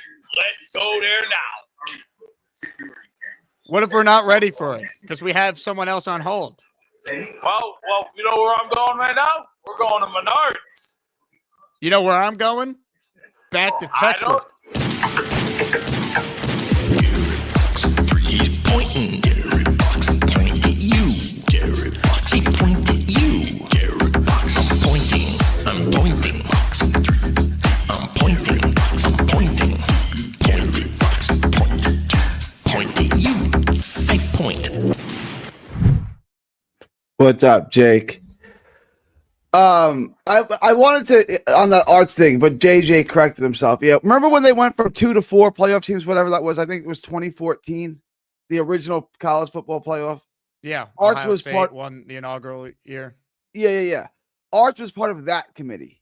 He was on that committee, the first every year they had. I think the second year, so he's not totally out in left field, but that's still been. It's been like 10 years since he was part of the committee, and he's never been part JJ of. just comes up with different things he wants to just throw out there. It wasn't. There was a shred of truth to it. He's just 10 years off. He was part of the original playoff committee from 2014. I think 2015. He was still on it. But that's JJ is my boy. I think JJ is the best call on the show. So I wanted to defend JJ a little bit, and I wanted to defend Allen too. But Allen came in and defended himself. Look, those are my boys. I will always defend them. If I was out somewhere and someone was trashing you, Jake, I would defend you just as hard. I appreciate Renzo defending me on Boy Green Show. I'm getting Renzo tickets to the game Sunday now. Shout out. You should always defend your boys, right? If someone trashed you, if someone said the Jake Asman show is trash, I was out somewhere, I would defend the Jake Asman show. I'll always defend Allen. I'll defend JJ. And I'll defend you. I'll defend everyone but Allen, but I see your point. Problem? Allen is one of the better people. He's one of the better people that I know. So I appreciate Allen as a caller to the show. I think his whole act is very disingenuous, though, because I don't think he's actually a Jets fan. I think he's a fan of the Jets losing. He maybe once upon a time was a Jet fan, but I think now what excites him is the idea of the Jets remaining bad. He enjoys immersing himself with the Jet fan base. But the Jets have broken him, and now he just roots for them to always remain bad. Look, I have a dozen years on you. Allen's got 20 plus years on you of being a Jet fan. I'm not saying him wanting the Jets to lose, which I do think he wants the Jets to lose. He didn't even watch the game yesterday, too. Like that's the other thing. He was commuting. He was flying. I do think he wants the Jets to lose sometimes. I think always. 20 years of the first loss of the year. They start 0-1 next year. He wants them to finish 0-17. Like it's so. If the Jets ever did win, if the Jets won the Super Bowl in our lifetime, and let's say they won 35-31, his first call into the show would be complaining that the defense allowed too many points. I don't have patience for fraud fans, and I don't think he's a bad human being. But we fundamentally disagree on the Jets because his only motive is for them to remain shitty. When I'm critical, it's because I love them as a fan. He just wants them to remain bad. Let me ask you. I get what you're saying. Yes, and when Falk hit that field goal yesterday, I think everyone except for Allen was happy. I don't know, right? Like you wanted him to hit that 56-yarder. You wanted it to go in. You didn't want him to miss. But 20, like give yourself 20 more years till you're roughly Allen's age. and the Jets still haven't won a Super Bowl, and they still suck every year. It takes something out of you. Like, you're still fairly young. Allen's 50. I'm 42. Right? Yeah, like but watching his team year after year. So takes something explain out of you. Benigno then. Joe's like, I feel great about the direction the team's going. If you're a real fan, you're not rooting for them to always lose. Like I'm with you. But it does. It's an abusive relationship where, yes, like, it is. We all know that we're nuts for still supporting this team. If there was any other real relationship, we would have walked out, in some cases decades ago, right? It's a 15-year playoff drought. But he doesn't actually want them to be good. That's my point. Yeah, no. I mean, it would be the greatest thing ever. He says if he it's does, good. but I don't know how people can think he's being genuine. There's just no way.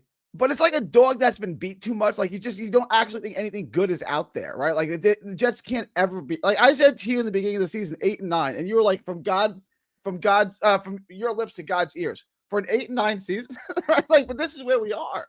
Like, 8-9 sounds tremendous. Like, could you imagine if we went 13-4 and won the division? Like, it doesn't even seem possible. Right? It seems like that's taking a unicorn to Saturn, right? Like, that's ridiculous. Like, it can't actually happen to us.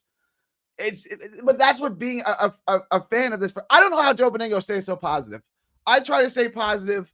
Like, I'm Well, it's usually negative, but that's why I think he's a real fan, because when he thinks that they are actually doing things well, he'll say it. Like, I get so much hate on Twitter these days because I was so critical of Glenn when they were 0-7. It's like, what am I supposed to be? Blindly positive? I got to call it how I see it. Have I not been saying they've been improving? They've won 3 of 4. I'm not complaining about the win because I'm basically saying you can't have it both ways if you want them to lose, but then you're still going to criticize them if they lose when you're like, you know what I mean? Like, I call it down the middle. People just don't have to agree, but but that's my point. Like, if you're a real fan, like, you're allowed to be critical and still obviously love your team.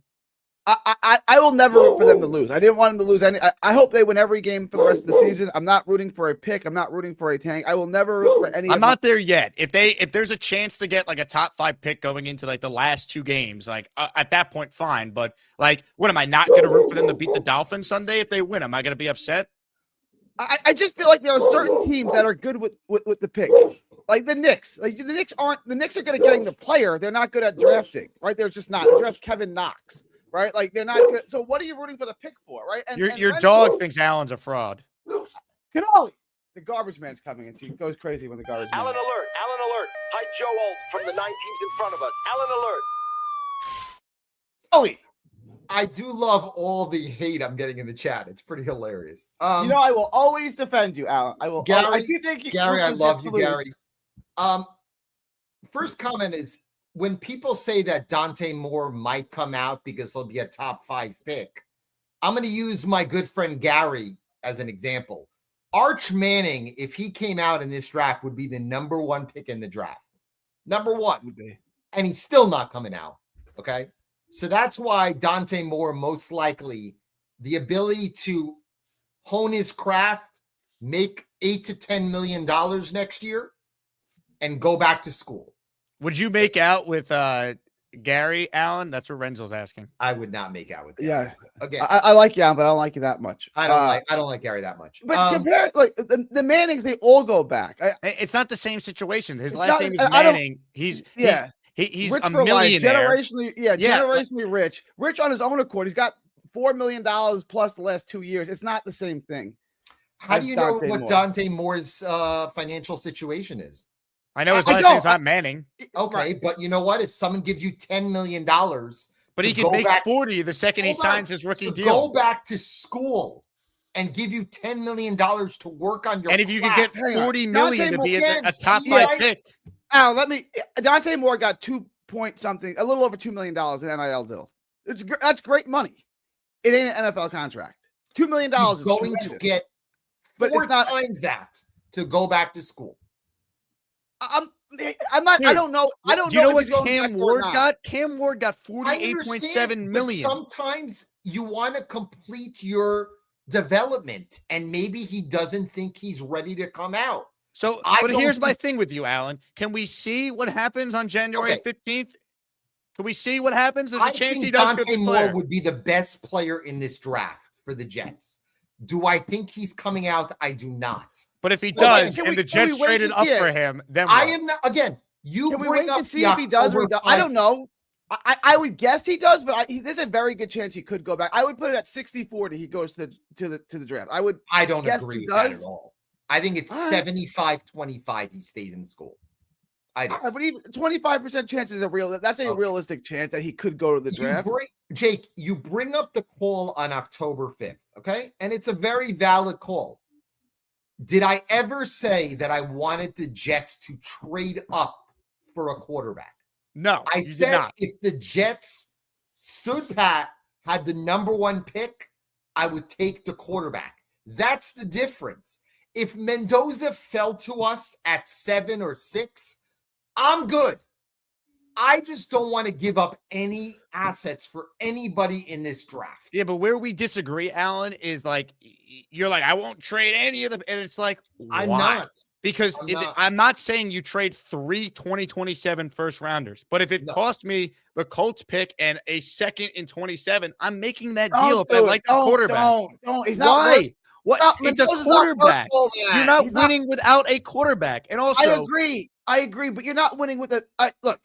Here's my point. You can win with a mid quarterback. The Eagles and the Bears are doing it right now, but you need to hit on everything else. But they still would have all these picks. That's you don't. You traded them. You traded those picks. You traded those picks for the mid quarterback. No, you didn't. No, you didn't. You still would have those picks. You still would have them. So you're saying two. You're saying 2 1s and a 2. I'm right? saying That's what you're saying? so Gary, in this scenario, let's say the Jets finish pick 6, right? In this hypothetical, they want to get the one with the Titans. I'm trading my 6th overall pick, the Colts pick. Let's say it's pick 23, right? Whatever, and a second in 2027.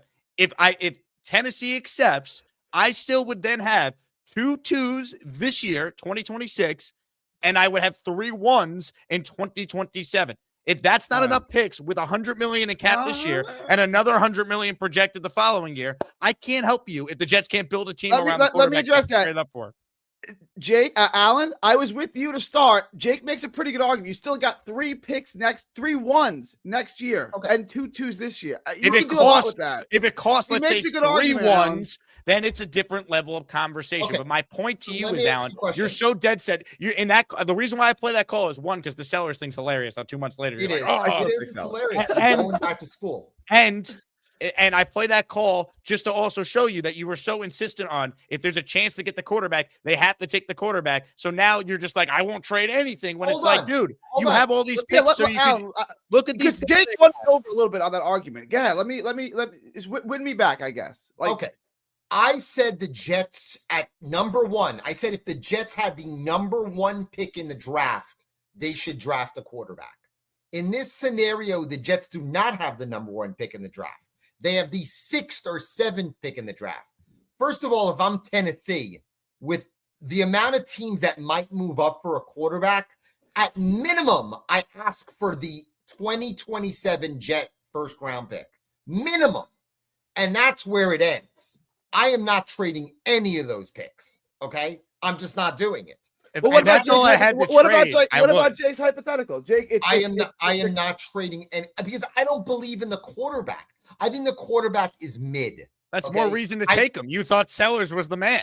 But again, I did not trade any picks to go get him.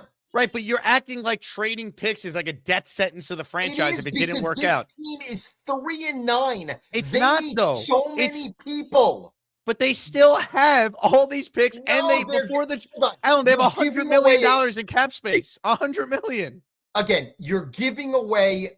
Let's say if they stay at 6, you're giving away a Carnell Tate.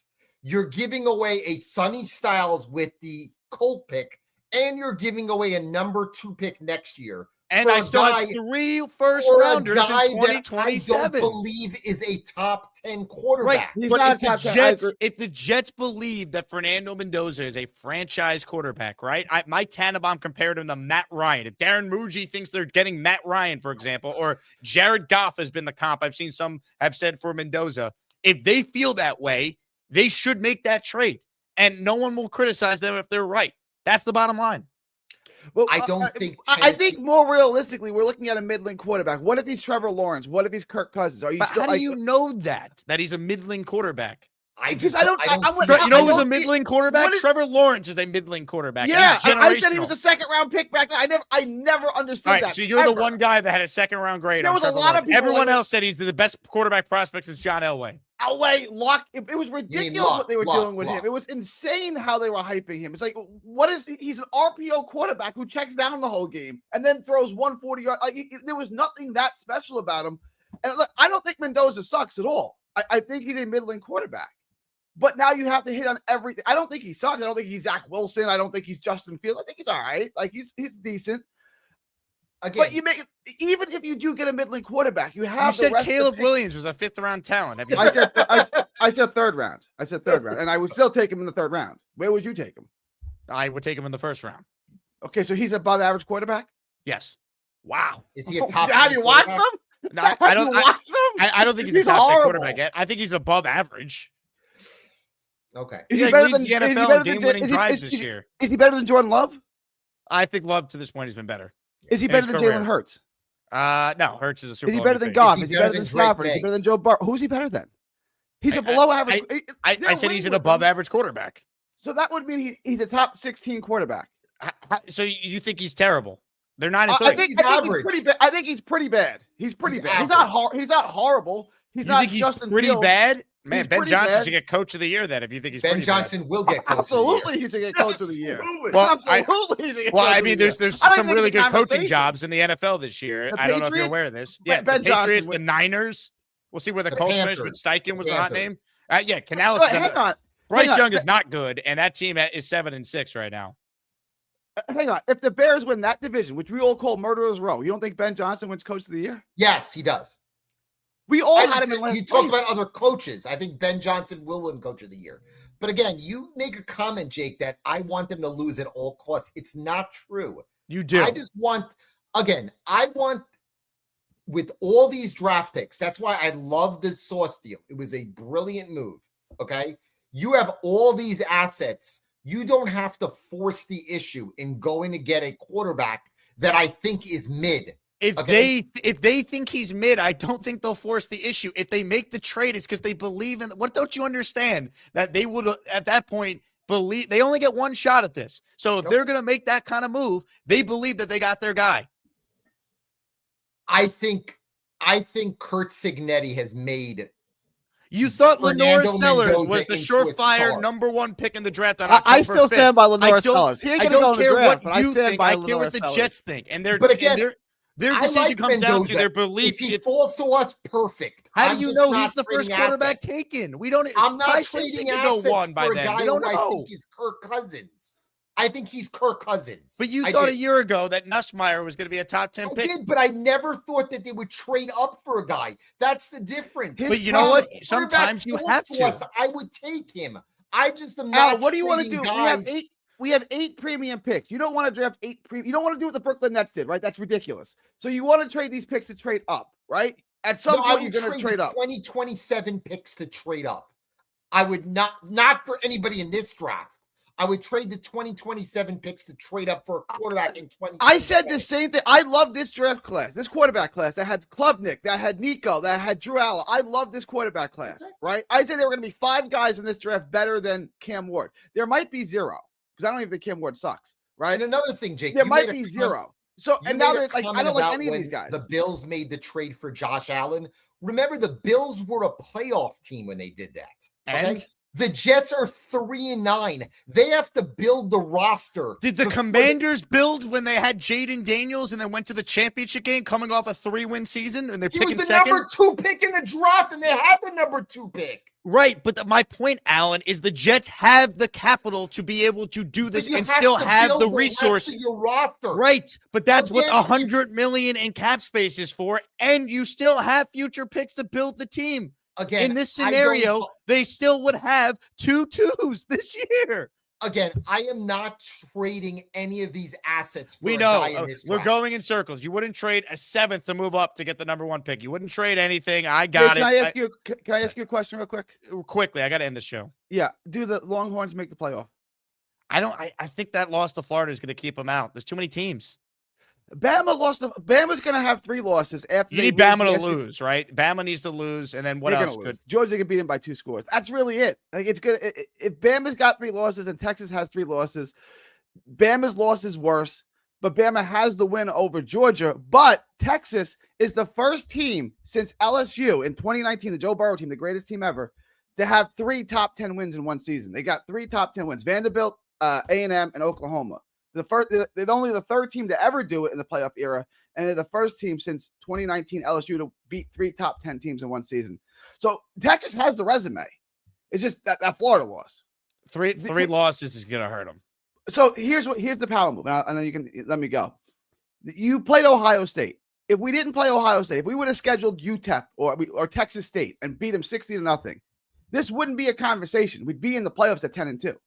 So what Sark does is say, if we don't go in the playoffs, I'm canceling next year's game against Ohio State because it doesn't benefit me to play that game. So then the college football loses its biggest rating game of the year when Texas cancels Ohio State. And now you're encouraging teams to schedule cupcakes instead of real games. You don't want to send that message. So your best bet is to put Texas in the playoff. I understand your point. I just think the counter to that is don't lose 3 games. You know, like if you're going to lose to Ohio State, you get away with it. If you lose to what was their other loss? That was Georgia, right? Yeah, Georgia, at Ohio State, the 2 best teams in the country in their building. So the counter is going to be you can't lose to Florida. You can't. Florida was awful this year, and you lost them. And did Notre Dame lose to Northern Illinois last year and still make the championship game? But that was a different year, though, to be fair. Did Alabama lose to Florida State, who got smoked by Florida? Did Alabama lose? I mean, yes. And there's also something to, hey, it's week 1. Maybe things, teams get better over the course of the season now. I see the argument for Texas. I think it's a tough year for this because there's so many qualified teams. Like, inevitably, there's going to be probably 1 or 2 teams that feel like they got robbed. The last thing that's going to go is that Texas is a big money school. Do they put Texas in? That's the last. I bet. I don't think that's going to get them in, though. I bet Alan dinner that Texas would make it. Now I'm looking at it, I'm like, I don't know that they're going to make it. Like, I really don't know that they're going to make the playoffs. They might. Is that the dinner that you guys will apparently kiss? No. I like him. I don't like him that much. All right. Well, Gary, appreciate you calling in. Thank you. For your sake, I hope the Longhorns get in, but. And you made a good argument. We still have, if that hypothetical trade, I'd consider making it. Again, I'm not sitting here saying the Jets need to trade away every first they own to go from 7-1. I wouldn't do it. But I think within reason, if they like one of the quarterbacks, it's worth the swing when you traded away Sauce and Quinnen to have the ammunition. Because here would be my thing to Allen. What the hell is your plan at quarterback next year if they don't have a young rookie? They're getting them an opportunity. You can't play Fields again. You can't. No. And Tyrod and Gardner Minshew, who I want with a rookie, is not going to win you a lot of games. So I'd rather play the rookie and hope we catch, lightning in the bottle. And even if we don't, that rookie's developing, going through the growing pain. So in year 3, we could finally win. He can't suck, Jake. If you pick him, he can't suck. I can't go through another crappy quarterback. I can't live through that. I can't have that again. I can't have another quarterback that sucks and waste 2-3 more years. By the way, would Arch go number 1 if he came out this year? I think he would. He might because of the projection of what he is, right? Yeah. He's been a role. It went from Heisman front runner to bench him to he's probably the best quarterback in college football again. It's been crazy. He's played really well. I mean, good for him. Yeah. I just don't think there's any chance. I don't think they'd let him be a Jet. I have a bad feeling about that. It's not going to happen. He's not coming out. And I still think the Jets are going to take a quarterback this year.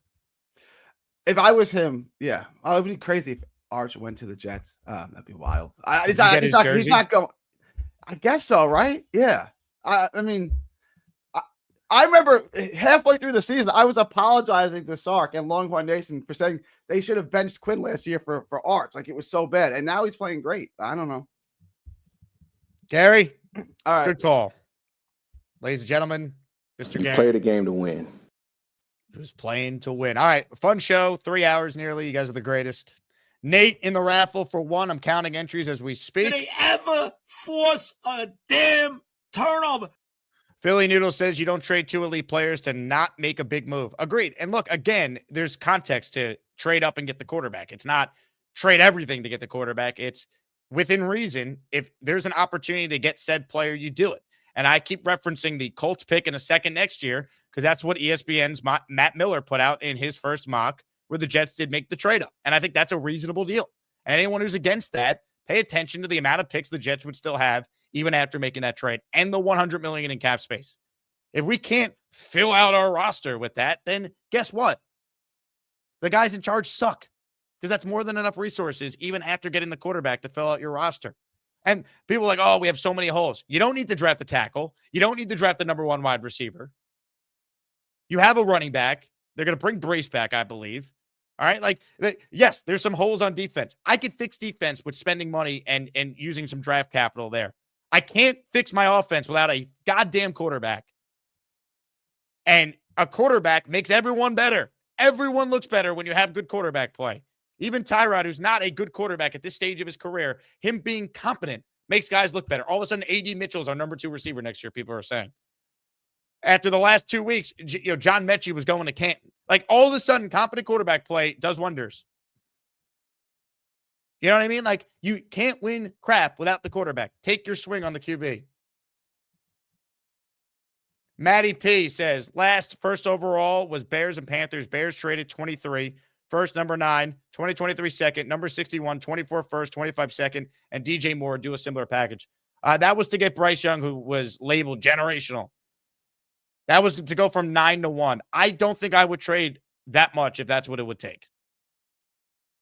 I have limits to what I'd be willing to trade up. I don't know if I would necessarily do that.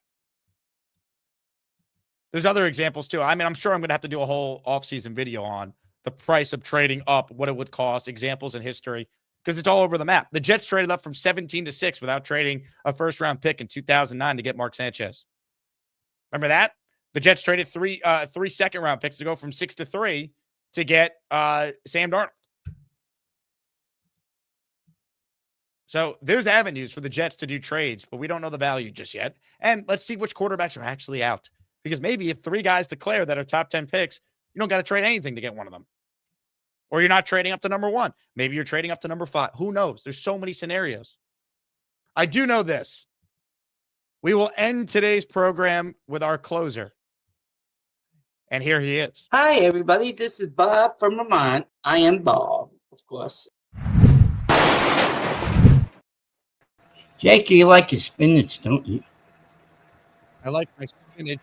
That's because right. you threw me against the wall. They call me Popeye Asman. Yeah, I know. So I do think JJ had a great call today. Didn't you think JJ had a good call? You know what? I don't remember what he called about. He called a lot of good things. He did. Okay. So like what? I don't know. He did. You said he had a great call, but I don't know what he called about. You would talk about a lot of things about the Jets, which he did good. It sounds like you don't remember what he called about either. It's been a while since he talked, and so you started your call by saying JJ had a great call today. Yeah, I asked you for know. one point that he said you don't remember any of it. I can't forget, but I'm happy the Jets won. That was a great win.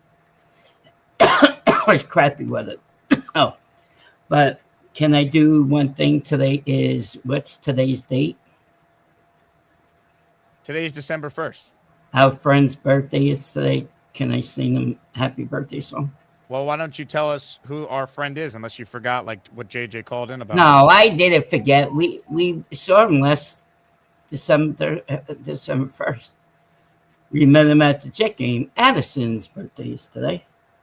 And Michael's cat, Ophidia's birthday today. So Addison shares a birthday with Michael Midnight's cat? Yep. Ophidia, yep. Okay. Yeah. Can I sing to them? You can.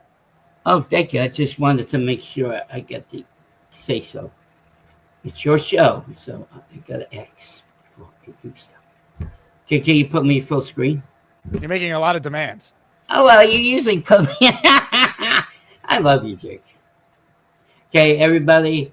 This is for Addison on Ophidia, Michael's cat. Happy birthday to you.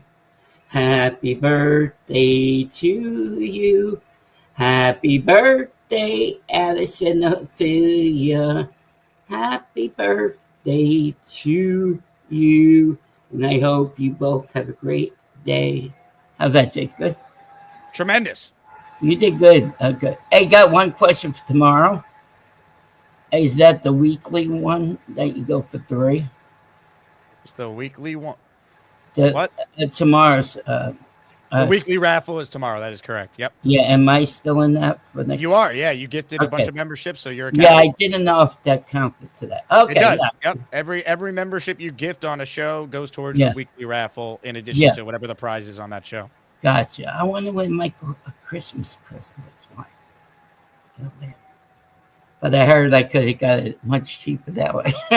But that was for you anyway. That membership's go to you. Well, what were you trying to win? What was the prize? It was, which I think it was the helmet. Which helmet was go for the prize? The helmet.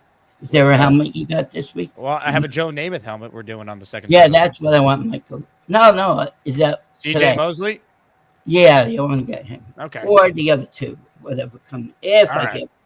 All right, Jake. You have a good day. Black Gypsy says he does not want a Bobby birthday song when it's his birthday. Well, yeah, go get popped up. Okay, I don't care if you don't want me to sing to you. I want Black Gypsy. It doesn't hurt my heart.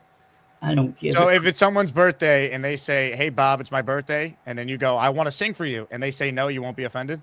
No, I won't. Okay. No, Black Gypsy, you do whatever you want. Go puff like 20 bowls of pot that day. That's fine with me. Go ahead. Go puff 20 bowls of pot. Mm-hmm. Sounds like he struck a nerve with you, Bob. He's good at that shit, you know. But it doesn't matter. I don't care. I don't want to sing to him anyway.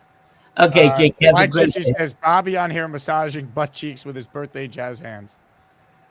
Black Gypsy, get off my dick, okay? Bye. Whoa.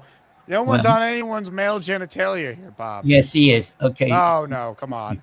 Okay, I was having a great conversation with you until Jackass shows up, okay? Is Black Gypsy Jackass? Yes, he is. Okay, well, you have a wonderful day, Jake. Hey, okay? JJ says Bobby is the best. Thank you, JJ. You had a great call today. I think you and Jake did very good today. You got good internet. You said a lot of good stuff. Okay, but I can't remember right now. That long speech with Gary and Alan and the other guy took forever. So that blew my head off. Okay, so I'd like to go, Jake. I know you got to get to the other stuff today. All right, Bob. Farewell. Yeah. Okay, bye. Hi, everybody. This is Bob from Vermont. I am Bob, of course. What a show. I have counted the raffle names, but then I remembered we're combining entries, so I didn't even need to do that. But I do want to thank Joe Benigno for joining us for the first hour of the show. We will be back with Will Parkinson in the 4 p.m. hour, so I'm looking forward to that one. You guys are the best. Thank you for watching. Thank you for calling. Big week of content ahead, and who knows what we'll talk about, because you never know with this show. That's the beauty of it. You guys are the best. Black Gypsy, enjoy apparently the 20 pot bowls you'll be smoking. And I'll talk to you guys with Will Parkinson this afternoon. But I leave you with a clip that is so good it must be played. Ladies and gentlemen, in honor of the Jets win, we give you the Charles Gorman seizure celebration. Go Jets. You betrayed the Jet fandom and left the fan base. You can't tell me how to be a fan. Now, Peter Castro says Charles is a bit of a cross-dresser. Is this true? No, I'm not a cross-dresser. Jetpack says, get this weirdo Colts fan off my screen. Bad Juju Gorman. And now Sauce is hurt. I think you're responsible. The stupid worm dance by McCreary Ball was complete garbage. Any chance we could get you to reenact that? No, I'm not doing that, Jake. I think that would win people over, though, Charles. If you want to get doing it, Jake, and that's final. I think it's a pretty easy dance to do, right? You literally just get on the ground and you kind of do like a worm-like thing. Tell Charles in the chat that you will accept his apology Jake, if don't Gorman do this gives crap. Charles. I'm trying to help you. This is your opportunity to win those people over. Give us the seizure celebration. Turn this into yours. Don't rip ass. Ladies and gentlemen, Gorman doing the seizure celebration. Here it is on the screen, folks. This is what Charles Gorman is reenacting right now. He wants your support. Give us the seizure. I'm reading the comments. They're all positive. Common Country, I forgive them. Party with Peg and Artie. Charles, you're a great man. Good guy, Greg. What a trooper. Oscar, sorry, Charles. We're glad to have you back. Can I stop now? Keep going. You're winning people over. Gary King, Charles is the best. Mike Perez, first time you cleaned your floor. Great point. 305, Charles, your neckbeard has reached legendary status. You use more of your arms. He does like some like arm flapping in his. Ladies and gentlemen, that is a man that has earned your support.